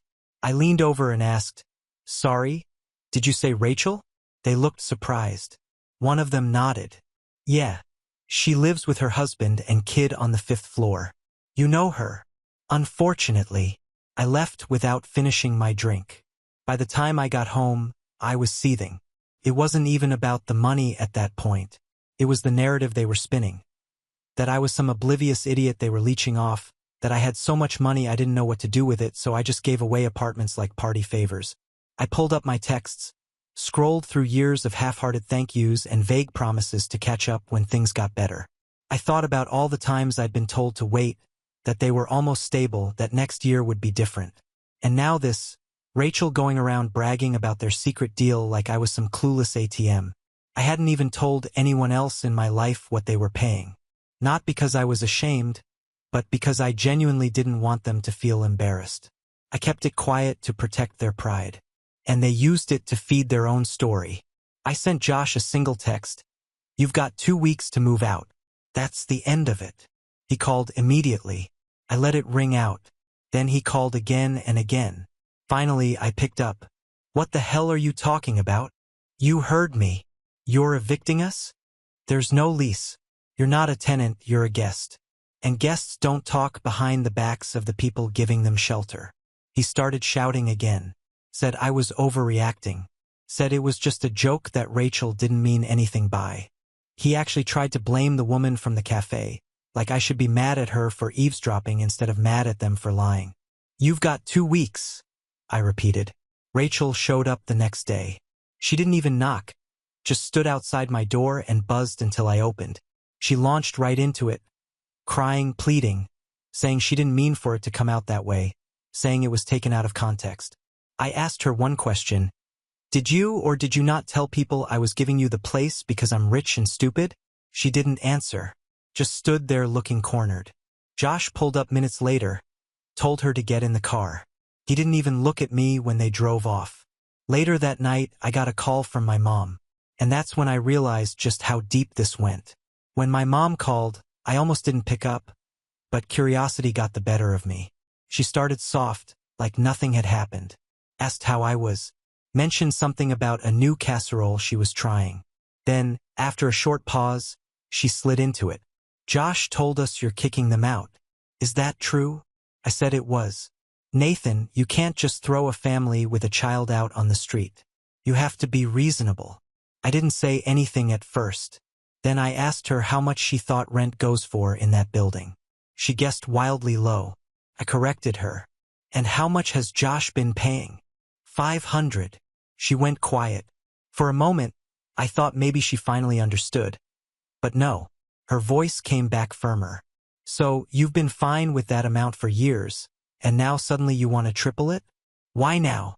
I told her the truth. That I overheard Rachel talking about me like I was an idiot. That they've been leeching off me while bragging behind my back. That I'd let it slide for too long. And now I was done. She didn't take it well. That's family talk, Nathan. We all say things we don't mean. You can't let one slip-up ruin everything. It wasn't one slip-up, I said. She tried to guilt-trip me for another 5 minutes. Told me I was being vindictive. Told me Josh had been going through a lot. That Rachel's just emotional. Then she said something that made my stomach turn. Your father, and I think it might be best if you reconsider. Maybe let them stay at least until spring. I asked her why she was involving Dad in this, and she told me something I didn't expect. He co-signed the original loan for that apartment, didn't he? I felt my heart stop for a second. No, he didn't. I paid the down payment myself. I got the mortgage myself. I signed every paper.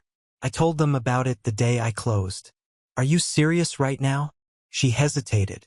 Well, he always felt like he should have had some say in what happened to it. He helped you with advice and support when you were looking. So now they were just making stuff up. After that call, I got another, this time from my uncle. Then my cousin. Then even a neighbor I hadn't heard from in years who apparently got looped in by Rachel. Each one of them had some version of the same message. Don't make waves. Don't cause trouble. It's just money. Let it go. It was surreal. Like I was being gaslit by a whole network of people who had never paid a cent toward that apartment. Never helped me scrape together the down payment. Never once asked if I was okay. And then something even weirder happened. I got a message from my old friend Cam. We hadn't talked in months, but he sent me a screenshot.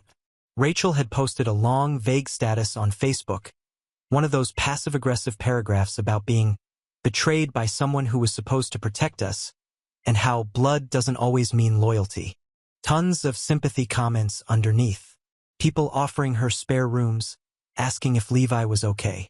In the replies, she hinted that they were being forced out by someone jealous of our happiness. Jealous. That's when I snapped. I pulled out my laptop and logged into the building's portal. I drafted an official notice of eviction. 2 weeks. Hand-delivered it the next morning. Didn't say a word. Josh wasn't home. Rachel answered the door in sweats, holding Levi. She took the paper without looking at it. I turned to leave, but she said something under her breath. You'll regret this. I stopped, looked over my shoulder. Will I? 2 days later, I got a letter in the mail. Handwritten. No return address. Inside was a photo of the apartment door, the one I owned, with the word thief scratched into it with something sharp. And just like that, this stopped being about rent. I stared at the photo for a long time. Not because I was shocked, I wasn't, but because it confirmed something I'd quietly suspected. They weren't just angry. They wanted a war.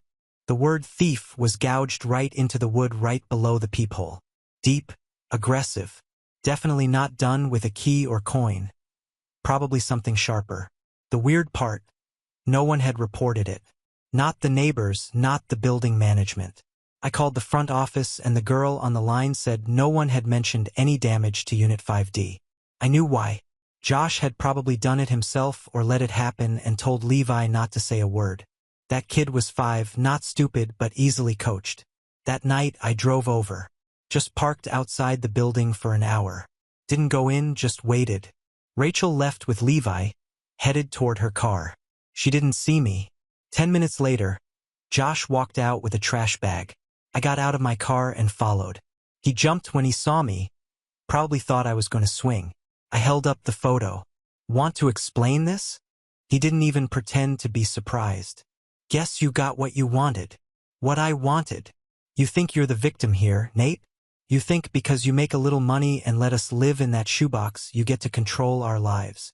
I told him he had 2 days left to get out and now he had the added bonus of paying for a new door. He laughed. Good luck proving I did anything. I didn't need to. Management had just installed new hallway cameras 2 weeks earlier. They weren't fully functional yet, but he didn't know that. His smirk faltered a bit. I turned and walked back to my car, but not before adding something. New couples already signed. They move in on the 15th. $3,000 a month. No headaches. He didn't say anything. 2 days later, he and Rachel still hadn't moved out. No boxes in the hallway. No movers. Just silence. I filed the official eviction with the city. They had 7 days after that before law enforcement could be brought in. My lawyer walked me through the process. I was covered. No lease, no formal tenant rights. They were guests. And now they were about to be guests with nowhere to go. That same evening, I got a text from my mom. Please don't do this. They're packing. They'll go. Just give them more time. I didn't reply. Then she added something weird. Your father says you might need to be careful. Josh is not handling this well. 2 hours later, I heard a noise outside my apartment. Not in the hallway, right outside my window. I live on the 3rd floor. There's a fire escape. Someone was on it. I grabbed my phone and turned off the lights. Quietly stepped into the kitchen and peeked through the blinds. There was a shadow moving. A shape crouched by the window. I opened the window fast and yelled loud. The shape jolted and scrambled back down the ladder.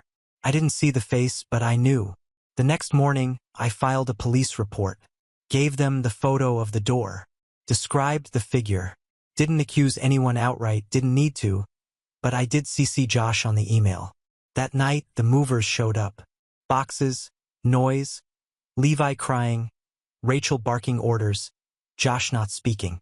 They cleared out by midnight. Next morning, I went over with the keys and walked through the place. It was trashed. Scuff marks on the walls. Cupboards left open.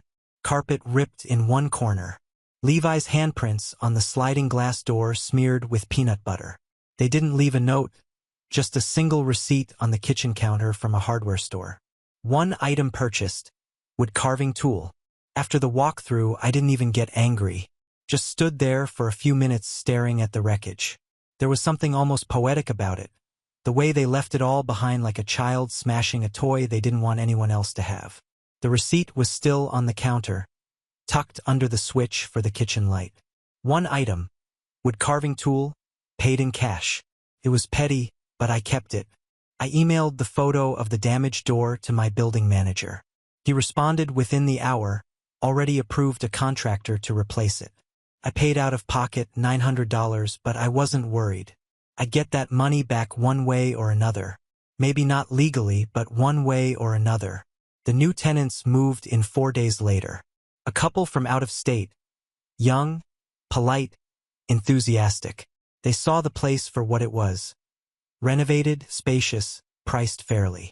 They signed for $3,000 without blinking. First and last month's rent wired before I handed over the keys.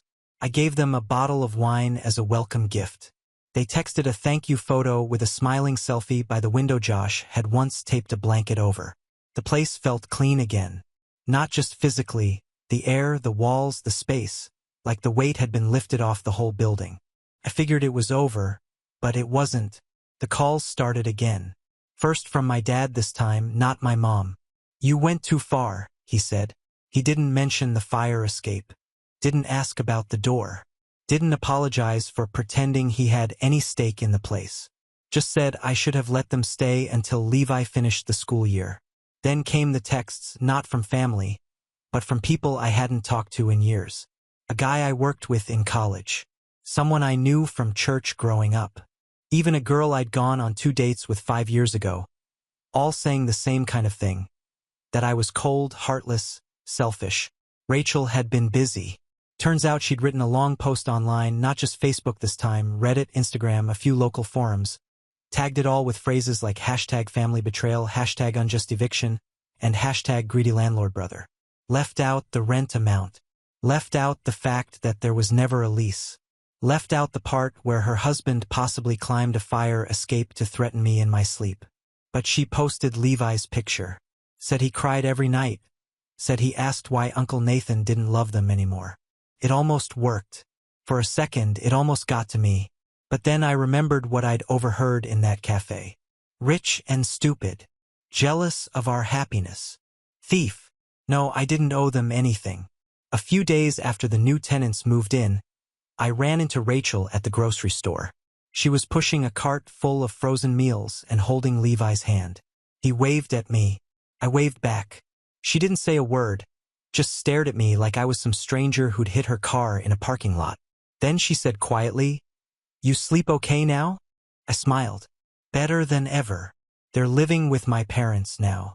Word is they're trying to save for a new place, but Rachel's still only working part-time. And Josh, he started some kind of side hustle flipping sneakers. It's not going well. I haven't spoken to them since. I won't. But every month I get that $3,000 like clockwork. Direct deposit, clean, no guilt, no drama. And every time I log in and see it there, I think to myself, still the family disappointment, huh? It's strange how quiet things get once the noise is gone. 6 months without a single text from Josh or Rachel. No late-night phone calls. No snide comments. No passive-aggressive Facebook posts with captions like, "Some people only love you when you're useful." That one stayed up for 2 months before she finally took it down. The new tenants are doing great. They're this young couple from Colorado who moved out here for work. Super polite. Always pay early. Even sent me a thank you gift basket in December full of wine, snacks, and a handwritten card saying, "Thanks for giving us a fresh start." They also got someone to finally fix the balcony lights Josh kept saying were not his problem. The apartment feels like it's finally alive again. It has plants now. Art on the walls. There's this bright yellow doormat that says, "Come back with tacos." Something Rachel would have called tacky. I smiled the first time I saw it. As for Josh and Rachel, I haven't heard a word, but I know they're still staying with my parents. One of my cousins mentioned it at a birthday party. Said Josh had a new hustle flipping sneakers online and Rachel was working part-time at a dental office reception desk. Not sure how that's going, but they've applied for 2 rentals and been denied from both. Credit score issues, apparently. My mom hasn't called since January. My dad reached out once in February to ask if I'd consider a short phone call with Josh to talk things through. I ignored it. There's nothing left to talk through. But then something happened last week. I checked my mailbox expecting bills and flyers, the usual, and instead found a thick envelope with a familiar, messy handwriting on the front. No return address. Inside was a folded sheet of white paper and a drawing in crayon. The drawing was a rough sketch. A tall building, a small stick figure with a beard, another smaller one holding its hand, a bright yellow sun in the corner, and a heart floating above both heads. At the top, written in giant, uneven letters, Uncle Nate. No letter, no explanation. Just that it was from Levi. No question. I stood there holding it for a long time. Caught me off guard more than anything else had. It didn't ask me for anything. Didn't try to guilt me. It was just a picture from a kid who remembered I existed. I didn't frame it. I didn't analyze it. I just walked into the kitchen, grabbed a magnet, and stuck it to the fridge. Every time I walk past it, I glance at it. Not with regret, but with this strange mix of peace and clarity. Because no matter what the adults think of me, what they whisper or post or complain about, the kid knew exactly who I was. And somehow that was enough. Now on to the next story. Story 6. My mom said at brunch, "We're just trying to be nice, including you. Don't think you matter." My uncle laughed. My dad said nothing. I took one sip of coffee, nodded, and left quietly. 2 weeks later, the cabin they all loved sold. Then I closed the family's shared credit line, flagged their subscription cards, and waited. That evening, my phone exploded with messages from the family chat. And then I received the first call. At first, I thought I'd misheard, but I hadn't. My mom really said it out loud in front of everyone. And my uncle laughed, loud, careless, like someone had just delivered the punchline to a good roast. My dad didn't say anything, not a word. He just kept eating like she'd commented on the weather. It wasn't just the words. It was that they said it there in front of my cousins, my uncle's wife, my sister, like they were performing, like I was the family joke and this was just another Sunday showing. I felt shame rise up in my throat, hot and bitter. I wasn't ashamed of who I was or anything I'd done. I was ashamed because I'd sat down at that table thinking maybe they saw me differently now. That maybe after everything I'd helped with, things had shifted. That maybe this time wouldn't be like the others. But they weren't ashamed. My mom had a smirk on her face like she'd finally said what she'd been thinking for years. My uncle laughed like it was his reward for showing up. My sister didn't even glance up from her phone. My dad just ate his eggs. That was the part that stayed with me. He said nothing. I felt anger move through me. Quiet, solid. But I stayed calm. I didn't make a scene. I nodded, took one slow sip of coffee, stood up, and left without a sound. No one called my name. No one followed me. No one even looked surprised. I walked out into the parking lot with the sun hitting too bright on the pavement. I got into my car, sat there a minute, and then drove home with the windows down and no music playing. Just me, the wind, and a buzzing in the back of my head that wouldn't go away. By the time I pulled into my driveway, I had already made the decision. No revenge, no yelling, just removal. Quiet, clean, and complete. The cabin was the first target. My parents always told everyone it was the family cabin, like we'd all pitched in. They left out the part where I paid for the roof, the foundation repairs, and the new plumbing. My name was the one on the deed. They used it like it was theirs. Holiday weekends, family getaways, 4th of July barbecues. I logged into the real estate platform I use for work, pulled up the listing draft I had been holding back for months, and made it live. It sold in 5 days. Full cash offer, no counter. Gone.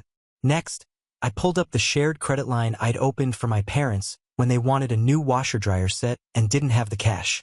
I'd been paying the minimums quietly for the last 6 months. They didn't even remember the account was in my name. Closed it. Account locked. Auto payments canceled. Let the bank handle the calls. Then I went after their Amazon cards. They had been using the Prime subscription I paid for, tied to my main account with their own cards on file. I flagged all 3 for suspicious activity and submitted a support ticket asking to shut down the household account entirely. That night around 9:40, the family group chat started blowing up. My sister, "Why is my Prime account canceled? Did someone get hacked?" My cousin, "Who removed the cabin from the calendar?" My mom, "Just 3 question marks. They still hadn't figured it out. They still hadn't put it together, and none of them mentioned brunch. None of them asked how I was. They were just confused, annoyed, entitled." Then my phone buzzed again. Not a text, not a family call. It was an unknown number. I answered. It was my mom's lawyer. The call came around 7:15 the next evening. I was sitting at home with a bowl of pasta that had gone cold, ignoring the 5th message from the family chat. Unknown number. I almost let it go to voicemail, but something told me to pick up. Hi, this is Carol Walker. I represent your mother and father and some ongoing family arrangements. I was hoping we could speak for a moment.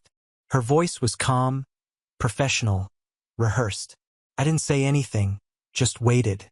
She continued, "Your father has asked to recover the vehicle you gifted him 2 years ago. He intends to transfer the title to a colleague of mine. I understand it was a gift, but he's requesting the car be returned immediately." For a few seconds, I just stared out the window. I wasn't surprised. Not really. They'd lost access to the cabin, the credit line, the accounts. Now they were digging for scraps. It wasn't about the car. It was about making sure I knew they still had leverage, that they could still take swings at me when they wanted. I asked her when and where. She sounded a little surprised, like she expected a fight. She gave me a time the next day and their address. I told her I'd be there, then hung up before she could add anything else. That next morning, I cleaned out the car. I took everything that was mine. The charging cable, the registration I'd kept as backup, the old pair of sunglasses in the glove box. Felt strange, but not sad. Just final, like closing a file you'd had open for too long. I drove to their house at exactly 1 p.m. Same driveway I used to shovel when I lived at home. Same hedge that always died in the winter and came back in crooked patches. I parked, got out, and rang the doorbell once. My mom answered. Behind her was my dad, arms crossed, just watching. My sister was inside, too, stretched out on the couch with her phone, pretending not to be interested. She was wearing the same hoodie I bought her last Christmas. I held out the keys and said I was here to return the car just like the lawyer asked. My mom didn't take the keys. She just stood there blinking, then said we needed to talk, that this whole thing had gotten out of control, that we were family and families shouldn't act like this. Her tone shifted fast from cold to soft to performative. I didn't step inside. I told her I wasn't interested in talking anymore, that I wasn't angry, just done. I wasn't going to play along with their version of things. I wasn't going to keep giving while they kept finding new ways to remind me I wasn't part of them. Not really. That's when my sister sat up and launched into it. She said I was taking everything personally, that I was twisting what Mom said, that she'd been under stress, that they'd all been dealing with things I didn't understand. She said I was throwing away relationships over one comment at brunch. I just stared at her, let her talk. None of it meant anything. She said I was wrong about everything and that I'd regret cutting off people who cared about me. I wanted to ask when that caring had actually happened, but I didn't bother. I placed the keys on the porch railing, turned around, and walked back down the steps. My mom called my name once like it might undo something. My dad never said a word. I ordered a taxi and sat quietly in the back, staring at the street signs, the same ones I passed when I used to ride my bike to school. I didn't feel good or bad, just done. When I got home, I logged into my bank and canceled the $900 transfer I'd been sending each month for my sister's rent. She lost her job back in February and said she just needed help until she figured things out. I didn't ask questions. I just sent the money. A week after the first payment, she bought a pair of designer boots and posted them on Instagram with the caption, "Retail therapy." I should have stopped it then, but I didn't. I kept paying March, then April, then May. The payment for June was already scheduled. I canceled it. The next morning, I woke up to a storm. 10 missed calls, group messages, voicemails from my sister in 3 different moods. Confused, angry, and guilt-tripping. She said she was going to be evicted, that I'd left her hanging, that I knew she was struggling, and now I was just punishing her for a fight I had with our parents. She said I was being cruel. I didn't reply. By afternoon, the chat had turned into a war zone. Cousins were chiming in, asking what was going on. My uncle sent one of those "this family is falling apart" texts he always sends when he doesn't understand something. My mom sent a long paragraph about how communication is the only way forward. Still no apology, still no one admitting anything. That night, the messages stopped. And then the next morning, my dad finally said something. The message came just after 6 o'clock in the morning. I wasn't even fully awake when I saw it light up my phone. One sentence in the family chat, sent from my dad's number: "If this behavior doesn't stop, Everyone who doesn't live here will no longer be welcome in this house. That was it. No preamble, no emoji, no explanation. Just flat, direct. It was so out of character it took me a moment to believe it was really him. He was the quiet one. The one who always sat through the drama without stepping into it. He rarely texted, never commented in the chat. If he had thoughts, he kept them to himself. So when he spoke, everyone noticed. My sister answered almost immediately, "Wait, what are you talking about?" She wrote, followed by, "I live there now." He didn't respond. 5 minutes later, my mom sent a long paragraph about how the tension in the family was weighing on everyone, and how we've lost sight of what matters, and communication is the only path forward. It read like she had copied it from some therapy podcast she listened to while cleaning. Still no reply. I didn't answer either. I just watched it unfold. What no one said directly, but we all knew, was that my sister had moved back in. She hadn't admitted it in the chat, but the signs were there. She stopped talking about her apartment altogether. No more pictures of her old building or the stupid balcony with the 2 fake plants. And then there were the stories she posted. Grainy shots of their kitchen table, her cat lying on the ugly green couch, and the unmistakable wallpaper in the background. She hadn't told anyone, not even me. And when I cut off her rent last week, she didn't push back as hard as I expected. She just vanished for a few hours and then reappeared later with cryptic posts and no mention of where she was living. But now it was official. She was back home living with them. And my dad had apparently had enough. After his message, the group chat froze. No back and forths. No pity plays.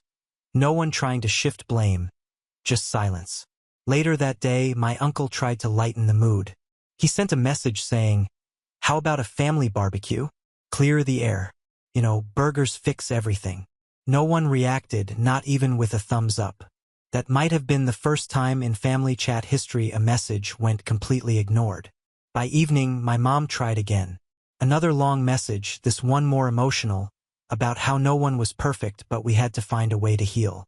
She even mentioned that Dad didn't mean it the way it sounded, like he was some confused old man who needed translation. But he did mean it the way it sounded. Everyone knew that. The second night was even quieter. For once, the chat didn't explode with nonsense. No one sent links to discount codes or forwarded blurry photos of old family reunions. I checked my phone every few hours, almost out of habit, and there was nothing. It wasn't peace. It was the eye of a storm. Everyone had felt the ground shift. No one wanted to be the next to trigger something. Even my sister stopped her usual routine. No messages, no accidental texts meant to provoke me, no sarcastic little posts, just radio silence. I took a long walk that night around the block, down to the end of the park trail, past the bakery that always closed too early. I didn't think about the cabin. I didn't think about the car or the rent or what my mom said at brunch. I thought about my dad. His silence had always made me think he didn't care, that he was just checked out, too tired or too weak to get involved. But now I was starting to wonder if it was something else. If maybe he had been watching all this time, building his own quiet frustration just like I had, and maybe finally he'd had enough. When I got back home, I looked around my apartment. For once, it felt like my space again.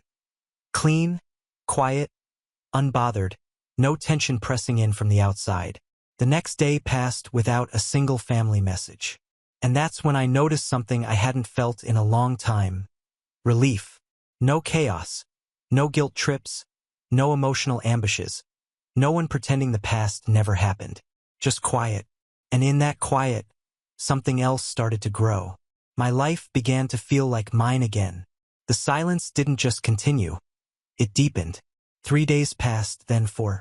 Not one message from the group chat.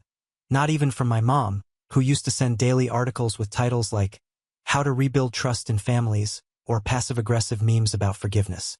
By the 5th day, I deleted the thread entirely. I didn't block anyone. I didn't make some big statement. I just removed the app from my home screen and went back to living. And strangely, things started moving. Work got better. I was focused again. Clear. For the first time in months, I wasn't carrying invisible weight into every meeting. I got through full days without the buzz of a text throwing me off. My mind, which had spent so much time scanning for the next hit, just quieted. I started cooking again. I went back to the gym. I rented a car for a weekend road trip just because I wanted to drive without remembering who used to sit in the passenger seat. No expectations, no obligations, just me. Then on the 6th day, I got a call from my sister. I let it ring out. She left a voicemail. Her voice was strained but controlled. She said she needed to talk, that things had gotten out of hand, that Dad had shaken everyone up with his message, and now Mom was on edge, walking on eggshells around the house. She said she was trying to fix it, but she needed my help. Then she said it, I know you canceled the rent, but if you could just cover July, just this one last time, I promise I'll figure it out. I didn't call back. That night, she sent a text. You seriously just going to leave me screwed over? What? Comment at brunch. Grow up. I didn't reply to that either. The next morning, the explosion started.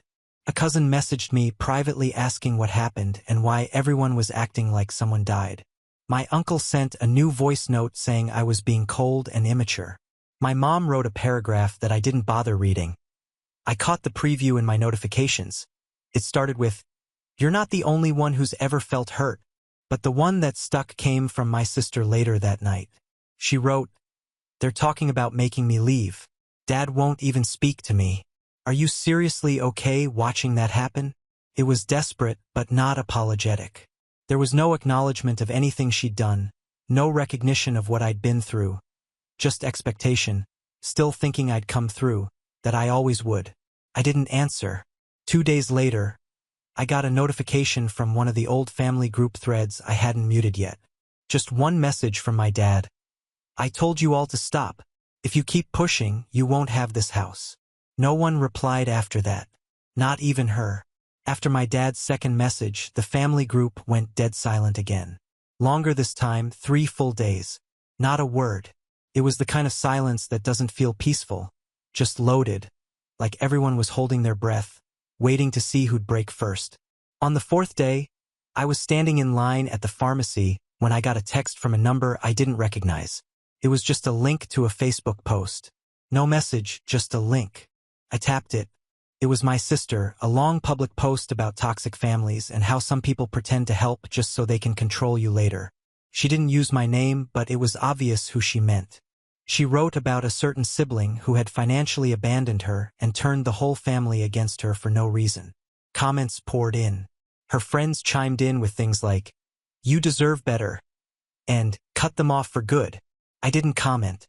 I didn't message her, but I screenshotted it. That same night, I got a text from my mom. "We need to talk. It's important." I ignored it. The next morning, everything cracked. Around 9:30 a.m., my cousin Ben called me directly. I almost didn't answer, but he was one of the few who hadn't picked sides yet. "Hey man," he said, "have you talked to anyone today?" "No. Your sister's not living there anymore." I paused. "What do you mean?" "She showed up at my place last night with bags, crying. Said your dad told her to leave or he'd throw her stuff out." I waited. "He actually said that, apparently. I don't know what happened exactly, but your mom's been calling everyone this morning saying she had no idea he'd go that far." That caught me off guard. For all his recent coldness, I didn't think he'd actually throw her out. But then again, maybe I'd underestimated how far gone he was from the whole mess. Maybe it wasn't just me he was tired of. Maybe he'd been quietly watching all of it for years, same as I had, and he finally snapped. My phone buzzed again while I was still on the call. It was an email. Subject line, "Termination of joint account authorization." It was from my dad. He'd removed my mom from one of their shared financial accounts, the one I had helped him set up online 2 years ago when she kept losing track of bills. I wasn't supposed to still have admin alerts, but apparently he never changed the backup contact. Within an hour, more came in. A utilities account change, a canceled recurring insurance payment, one that was under her name, and then finally, a voicemail from my mom. This time, her voice wasn't measured or sad. It was angry. She said my dad was being irrational, that he was punishing all of us, and that this is what happens when you let things fester. She said I needed to come talk to him, not her, him. That part stuck with me. They weren't united anymore. They had split, not officially, but in some kind of unspoken household fracture. I didn't call back. That night, I sat on my balcony and looked out at the city. It felt distant, like it was happening to someone else. And for the first time in years, I didn't feel tangled up in their chaos. I didn't feel responsible. I felt free. 2 weeks passed. Not a single message. Not even a forwarded article from my mom or a text from my uncle trying to stir things up. The group chat stayed dead.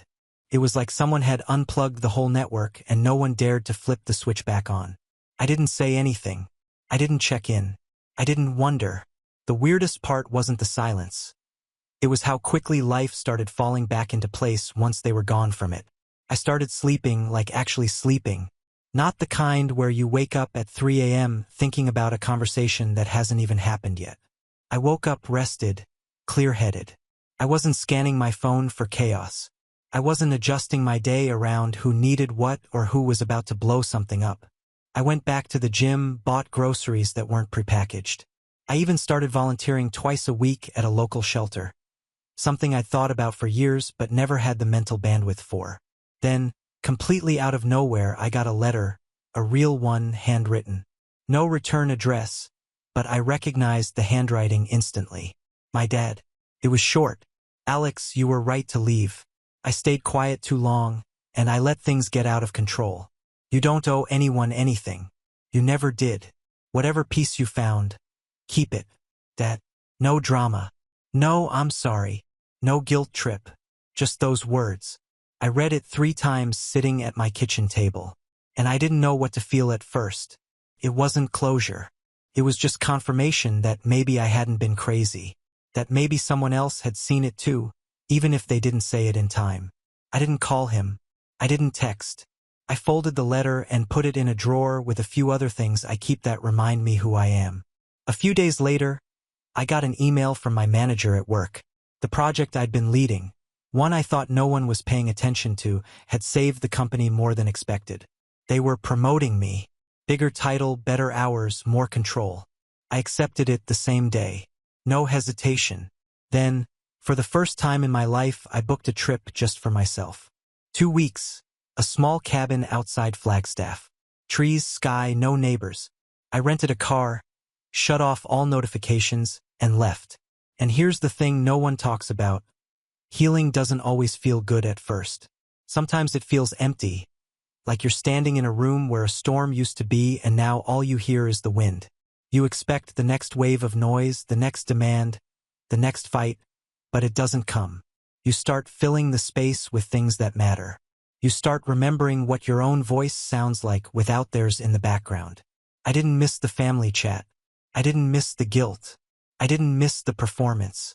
On my last night in the cabin, I sat out under the stars with a blanket and a beer, and I thought about everything that had happened. The brunch, the car, the credit line, the voicemail, the post, the eviction, all of it.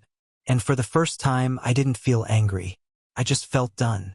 Not in the dramatic way. Not in the way people say when they're still waiting for someone to chase after them. I was actually truly done. They still exist. They still talk. I'm sure there's still gossip about me. Maybe they even think I'll come back someday.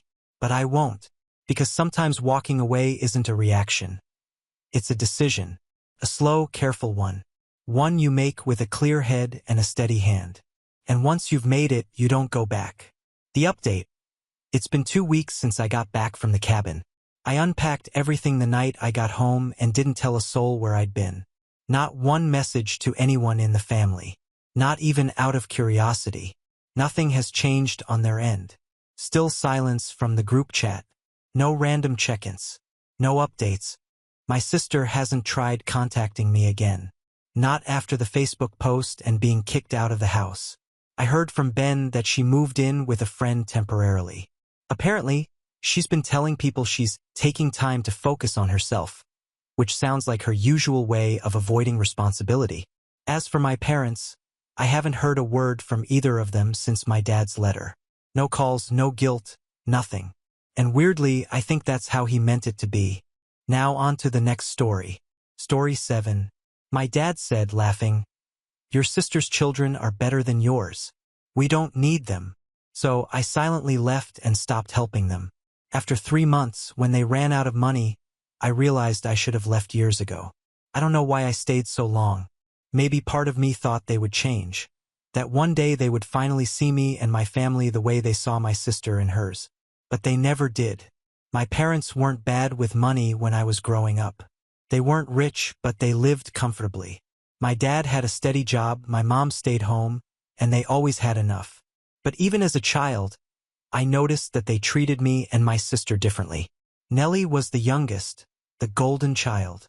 She got the best presents, the most attention, and the easiest way through life. If she forgot her homework, the teacher was too strict. If I forgot mine, I was irresponsible. If she didn't do her chores, my mother would sigh and say, "She's just tired." If I didn't do mine, I was lazy. I thought maybe when we grew up, things would even out. They didn't. Nellie got married, had 2 kids, and my parents practically worshipped her. Expensive gifts, constant praise, weekend getaways. Meanwhile, I had a wife and 2 kids of my own, and my parents barely acknowledged them. Still, when my father retired early, deciding he had worked enough, and my mother never went back to work, I stepped in. I paid their mortgage. I paid their bills. I helped them whenever they needed it.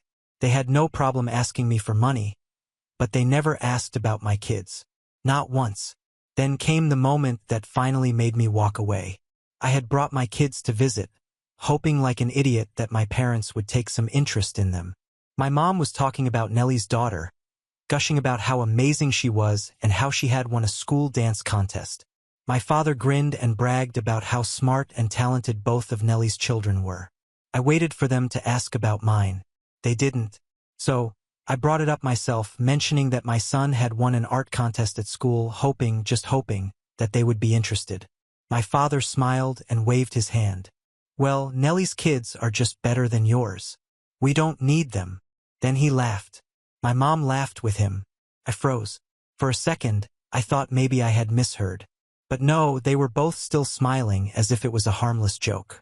My children, thankfully, hadn't noticed. They were on the floor playing with some old toys. I didn't argue. I didn't try to defend my children in front of their own grandparents. I just got up, told my kids to get their things, and walked out. For the first time in my life, I was done. I stopped paying their mortgage. I stopped sending them money. I stopped returning their phone calls. A month later, their bank account was empty. At first, I expected fireworks. My parents had never gone more than a few days without asking for something. So I figured the moment they saw their mortgage wasn't being paid, they'd blow up my phone. But nothing happened. A week passed, then another, then a whole month. Silence. At first, I thought maybe they had found another way to pay. Maybe they had finally gone to Nellie. But that didn't seem likely. She wasn't reckless with money, and she'd never been the one to finance their lifestyle. That was my role, and I had just quit. Then, out of nowhere, my mother called. I let it go to voicemail. An hour later, my father tried. I ignored that too. Then came the text. "What do your kids want for their birthday anyway?" Not "how are they?" Not "tell them we love them." Just that. I stared at the message for a long time before replying. They would love something thoughtful from their grandparents. It doesn't have to be expensive, just something that makes them happy. No reply. Their birthday came. My wife and I threw them a small party with just family and a few close friends. Nellie showed up with her kids, and my kids were thrilled to see their cousins. We had cake, played games, and made it a great day for them. My parents? Nothing. No phone call, no text, no card in the mail. I checked my messages again that night. Still nothing. The next morning, my dad finally texted back, "We didn't get you anything. You know money's tight right now." No apology, no regret, just an explanation as if it was the most normal thing in the world. That was the moment I made my final decision. I had debated paying the mortgage one last time, just to give them a little more breathing room before I walked away for good. But now? No. They had made it clear how little they cared. If they didn't have money for a simple birthday present, they should figure out how to pay for their house. A month passed, then 2, then 3. During that time, the only contact I had with them was a single phone call at the beginning of each month. Just long enough to ask for money. Not to check on my children, not to apologize, not to make things right. Just to ask when I was going to send my usual payment. Each time I ignored them. Then, on a cold Saturday morning, they showed up at my door. I was outside drinking coffee while my kids played in the yard. When I saw my parents' car pull into the driveway, my stomach turned. They got out looking terrible. My dad, who always acted like he was better than everyone else, looked exhausted. My mother's face was tense with stress. Her usual arrogance was gone. I knew what they wanted even before they spoke. Still, I let them say it. We're being foreclosed on. I didn't react. I just waited. We need you to pay the past due amount, my father said. Just enough to stop the foreclosure. I sipped my coffee. How much? My mom swallowed hard. $18,000. That number hit me like a punch. Not because I was considering giving it to them, I wasn't, but because I realized how deep they had dug themselves in. 3 months without my help and they were already drowning. We wouldn't be in this mess if you hadn't just cut us off, my father muttered. I almost laughed. The audacity of it. Before I could respond, my mom stepped forward and forced a weak smile. Ethan, please just help us this one time. After that, we'll figure something out. I looked at her. Really looked at them. The people who had never cared about my children. The ones who had laughed in my face and said Nellie's kids were better than mine. The people who had treated me like a bank account all my life. And for the first time, I felt nothing for them. No anger, no guilt, no obligation. You should call Nellie, I said. She can't afford it, my mother snapped. I raised an eyebrow. And I can. They didn't answer. My father rubbed his forehead. If we lose the house, we have nowhere to go. I took another sip of my coffee, then shrugged. That's not my problem. For the first time in my life, I watched my parents realize that I was really done with them. For the first time in their lives, my parents were truly speechless. My dad just stood there, arms folded, his face red with frustration. My mother kept opening and closing her mouth as if searching for the right words. I had never said no to them before. Not like this. My mom tried first, her voice suddenly sickly sweet. Ethan, honey, we're your parents. After everything we've done for you, you're really going to let us lose our home. I almost laughed. Almost. You mean everything I've done for you? I corrected. The thousands of dollars I gave you? The mortgage I paid for years? The fact that you never once asked about my kids unless it was convenient for you? My father scoffed. Oh, come on. Don't act like you're a saint. You make good money. This isn't a big deal to you. There it was. The entitlement. They weren't here to apologize, to take responsibility, or to make things right. They were here because they thought I was an idiot who would cave as usual. I shook my head. I don't owe you anything. My mother's smile faded. So you're just going to let us be homeless? I crossed my arms. That's not my problem. She gasped as if I had physically slapped her. How could you say that? Easy, I said. You didn't even get my kids a birthday card. You laughed in my face when I mentioned them. But now that you're in trouble, suddenly I should care. They said nothing. They just stared at me as if I had betrayed them. Then, the front door creaked open and my son, Oliver, stepped out. He was holding one of his toy dinosaurs, oblivious to the tension in the air. Dad, can we go to the park later? He asked. I looked at my parents. I waited for them to acknowledge him. They didn't. Not a smile, not a hello, not even a glance in his direction. And that was it. That was the moment I knew there was no turning back. I bent down to Oliver's level. Yeah, buddy, we can go in a little bit. Cool. He grinned and ran back inside. I turned back to my parents. You should go. My dad's face twisted in disgust. You ungrateful little. My mom grabbed his arm and stopped him, but she wasn't done either. She took a deep breath and said, You know what, Ethan? I feel sorry for you. You're going to regret this one day. I smiled. Doubt it. She glared at me, then turned and stomped back to the car. My father followed, shaking his head. They got in and drove off without another word.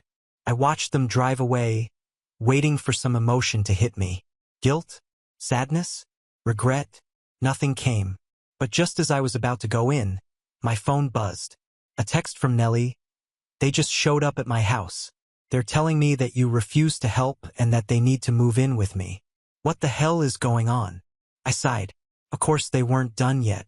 I wasn't surprised that my parents went straight to Nellie after I refused to bail them out. What did surprise me was how quickly they worked. Less than an hour after they left my house, they were at her door spinning their tail. Nellie had texted me right after they arrived, and I could tell she was confused. They just showed up at my house. They're telling me that you refuse to help them and that they have to move in with me. What the hell is going on? I debated how to respond. I didn't want to involve her, but at the same time, she needed to know the truth. They haven't paid their mortgage in 3 months, I wrote back. They expected me to cover it as usual. I said no. She didn't respond right away, and I didn't hear from her for the next week. My parents, predictably, didn't bother to get back to me. I figured they were too busy playing the victim to Nellie, twisting the story to make me look like the selfish one. Then, a week later, Nellie called. You have to come over, she said. We need to talk. I could tell from her tone that something was wrong. Are Mom and Dad there? Yes, she admitted. And I want you to come. I sighed, already regretting it, but I trusted Nellie. She had never been cruel to me, never treated my children badly, even when she had benefited from our parents' favor. If she wanted me there, I'd go. When I arrived at her house, I could hear my parents talking inside loudly. I knocked once before entering, and as soon as they saw me, the room fell silent. My father crossed his arms and glared. My mother sighed as if she were exhausted. Nellie stood in the middle, looking between us as if she had been having a nightmare for days. She turned to me. I've been listening to them talk about you all week, she said. And I just have one question. I braced myself. What? She looked me straight in the eye. Is it true? I frowned. Is what true? My mom jumped in. That you abandoned us. That you're punishing us for no reason. That you just decided to ruin us financially out of spite. I let out a breath. There it was, her version of the story. I looked at Nellie. Did they tell you why I stopped paying the mortgage? They said you were being petty. I scoffed. Did they tell you that Dad laughed and said your kids were better than mine? That they didn't even send my kids a birthday card? That they used me like a bank for years and didn't care about my family? Nellie's expression didn't change. No, they left all that out. I nodded. Figures. She turned back to them. Is it true? My mother huffed. Oh, for God's sake, Nellie. Ethan's just being sensitive. You know how he is, always making himself the victim. My dad rolled his eyes. We shouldn't have to explain ourselves. He's our son. He's supposed to help us. Nellie stared at her for a long moment. Then she shook her head. Wow, you two really don't get it, do you? My mother frowned. Get what? Nellie crossed her arms. That Ethan was the only reason you still had a house. That he paid for everything while you ignored his family. That you treated him like a second-class child for years. And now that he's finally standing up for himself, you're acting like he's the bad guy. My parents looked truly shocked, as if they had never considered that they were wrong. Nellie wasn't done. You didn't even get your grandchildren a birthday present, but you expect Ethan to give you $18,000? Do you hear yourself? My dad's face turned red. We didn't have the money for presents. Nellie threw up her hands. You had money to eat out, for shopping, for whatever you wanted until you realized Ethan wasn't covering your mess anymore. My mother's expression darkened. You don't talk to us like that. Nellie didn't back down. Or what? You'll cut me off too? Go ahead. But guess what? You two aren't my responsibility either. My father scoffed. Oh, so you're on his side now? Nellie shook her head. No, I'm just telling the truth. You treated Ethan like garbage for years, and now you're dealing with the consequences. My mom opened her mouth to argue, but Nellie cut her off. You know what? I don't even want to hear it. She took a deep breath and pointed to the door. Get out. My parents both froze. My dad let out a short laugh. Excuse me? You heard me, Nellie said. Get your things and go. If you don't like the way Ethan treated you, You can work out your own problems without us. My mother's face paled. You don't mean that. I do. Nellie crossed her arms. You can sleep outside for all I care. My father's hands clenched into fists. We raised you, and I appreciate it, Nellie said. But I don't owe you my life. Neither does Ethan. They started to apologize, stumbling over their words, but Nellie just shook her head. I don't want to hear it. I let you stay here because I thought Ethan was overreacting. Now I know better. She grabbed her keys and pointed at the door again. I'm going to get groceries. You have 5 minutes to get out of my house before I come back. For the first time in my life, I saw fear in my parents' eyes. They realized that they had finally lost control. For a long, tense moment, my parents just stood there as if their brains were struggling to process what had just happened. My dad was the first to snap. You're seriously kicking us out after all we've done for you? Nellie didn't even blink. Yep. She jingled the car keys in her hand. You've got 5 minutes. My mom let out a nervous laugh and looked at me. Ethan, are you really just going to stand there and let her do this? I shrugged. What do you want me to say? Welcome to the consequences of your own actions. She scoffed and shook her head like I was some lost cause. Then she turned back to Nellie. Where should we go? I don't know, Nellie said. Not my problem. My father's face twisted in anger. You ungrateful little. Nellie took a step forward. Say it, she challenged. Go ahead. Give me one more reason to never speak to you again. My father actually hesitated. He must have realized that whatever power he thought he had over her was gone completely. Then, something I hadn't expected happened. My mom's shoulders slumped, and for the first time in my life, I saw something on her face I had never seen before. Panic. Not the fake, manipulative kind she used to make me feel guilty. No, this was real. She turned to Nellie, her voice softer now. We can't just leave. We have nowhere to go. Nellie sighed. It's not my fault. But Nellie, my mother pleaded. We're a family. That almost got me. Almost. If I hadn't spent my whole life watching them throw that word around only when they needed something, I might have believed she really meant it. But Nellie didn't fall for it either. I could tell she was thinking the same thing. Still, she hesitated. I could see it in her eyes, that little part of her that still felt she should care. That little voice in the back of her head that said maybe I should give them another chance. But then my dad ruined it. You can't do this to us, he snapped. You owe us. And just like that, any doubt Nellie had was gone. She pointed at the door one last time. Out. My father's jaw clenched so hard I thought he might break a tooth. But finally, after realizing they weren't going to win, my parents began to gather their things. They moved slowly, as if waiting for Nellie to change her mind. For me to change my mind. Neither of us did. 10 minutes later, they were gone. Nellie closed the door, locked it, and took a deep breath. Then she turned to me. Jesus Christ, she muttered. I let out a laugh. Yeah. She flopped down on the couch and rubbed her temples. I can't believe I let them stay here for a whole week. They drove me crazy. I sat down across from her. What did they say about me? She shook her head. Oh, you know the usual. That you were selfish. That you let them down. That you punished them for no reason. I rolled my eyes. Classic. But then Nellie said, sitting up, they started getting really weird. I frowned. Like what? They kept trying to convince me that you've always been like this, she said. That even when we were kids, you were jealous of me. That you were always difficult and distant. I laughed. Wow, that's new. She grinned. Isn't it? I was actually starting to wonder if we grew up in the same house. We both sat there for a moment, letting that sink in. Finally, I sighed. So what now? Nellie shrugged. I guess they're on their own. And for the first time in my life, I was actually okay with that.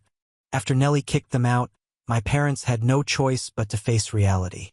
They were broke, homeless, and for the first time in their lives, without people to manipulate. At first, they tried living in a cheap motel, but that didn't last long. With no steady income and no one to pay their bills, they quickly ran out of money. Then they started bouncing between friends' houses, people they had known for years but never really cared about. The The same people they used to brag to about their perfect lives. The same people they looked down on when times were good. Now, those same friends only tolerated them out of pity, and from what I heard, even that was wearing thin. Word got around. Family members began calling me and Nellie to ask what was going on. My parents, of course, told everyone that we had abandoned them, that we were cruel and ungrateful. At first, some relatives actually believed it. I got a call from an aunt who scolded me and said, "Ethan, how could you leave your own parents homeless?" I just sighed and told her the truth. How I had paid their mortgage for years. How they treated my children like they didn't exist. How they never asked for me unless they needed money. How my father literally laughed in my face and said Nellie's kids were better than mine. There was a long pause before she finally muttered, "Oh, I didn't know that part." Yes. No one did because my parents had conveniently left it all out. After that, their support began to crumble. Nellie and I didn't have to do much. Our parents did it to themselves. They burned through their welcome in every house they stayed in. They complained constantly, acted entitled, and refused to take responsibility for anything. People who initially felt sorry for them quickly grew tired of their behavior. One by one, their friends started making excuses, suddenly having no place for them. Even the most patient relatives eventually told them they had to leave. Then, one day, I received a text message from an unknown number. "I hope you're happy. We have nowhere to go. You and Nellie did this to us."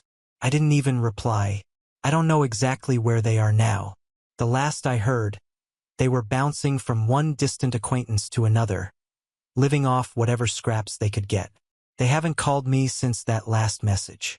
They haven't tried to patch things up. And I don't care. I feel free. For the first time in my life, I spend my money on my own family. I take my children on trips. I save for their future. I enjoy my life without feeling like I owe something to people who never appreciated me. And Nellie? We're closer than ever. Cutting off our parents made us realize how much we had both been manipulated. How much we had been conditioned to believe that family meant sacrificing ourselves for people who never did the same for us. She has no regrets about kicking them out. Neither do I. They made their choices. Now they're finally living with the consequences. We have reached the end. If you enjoyed this video, please be sure to like and subscribe to the channel for more videos like this, and give us your thoughts about the stories in the comments section. Thank you and see you in the next video.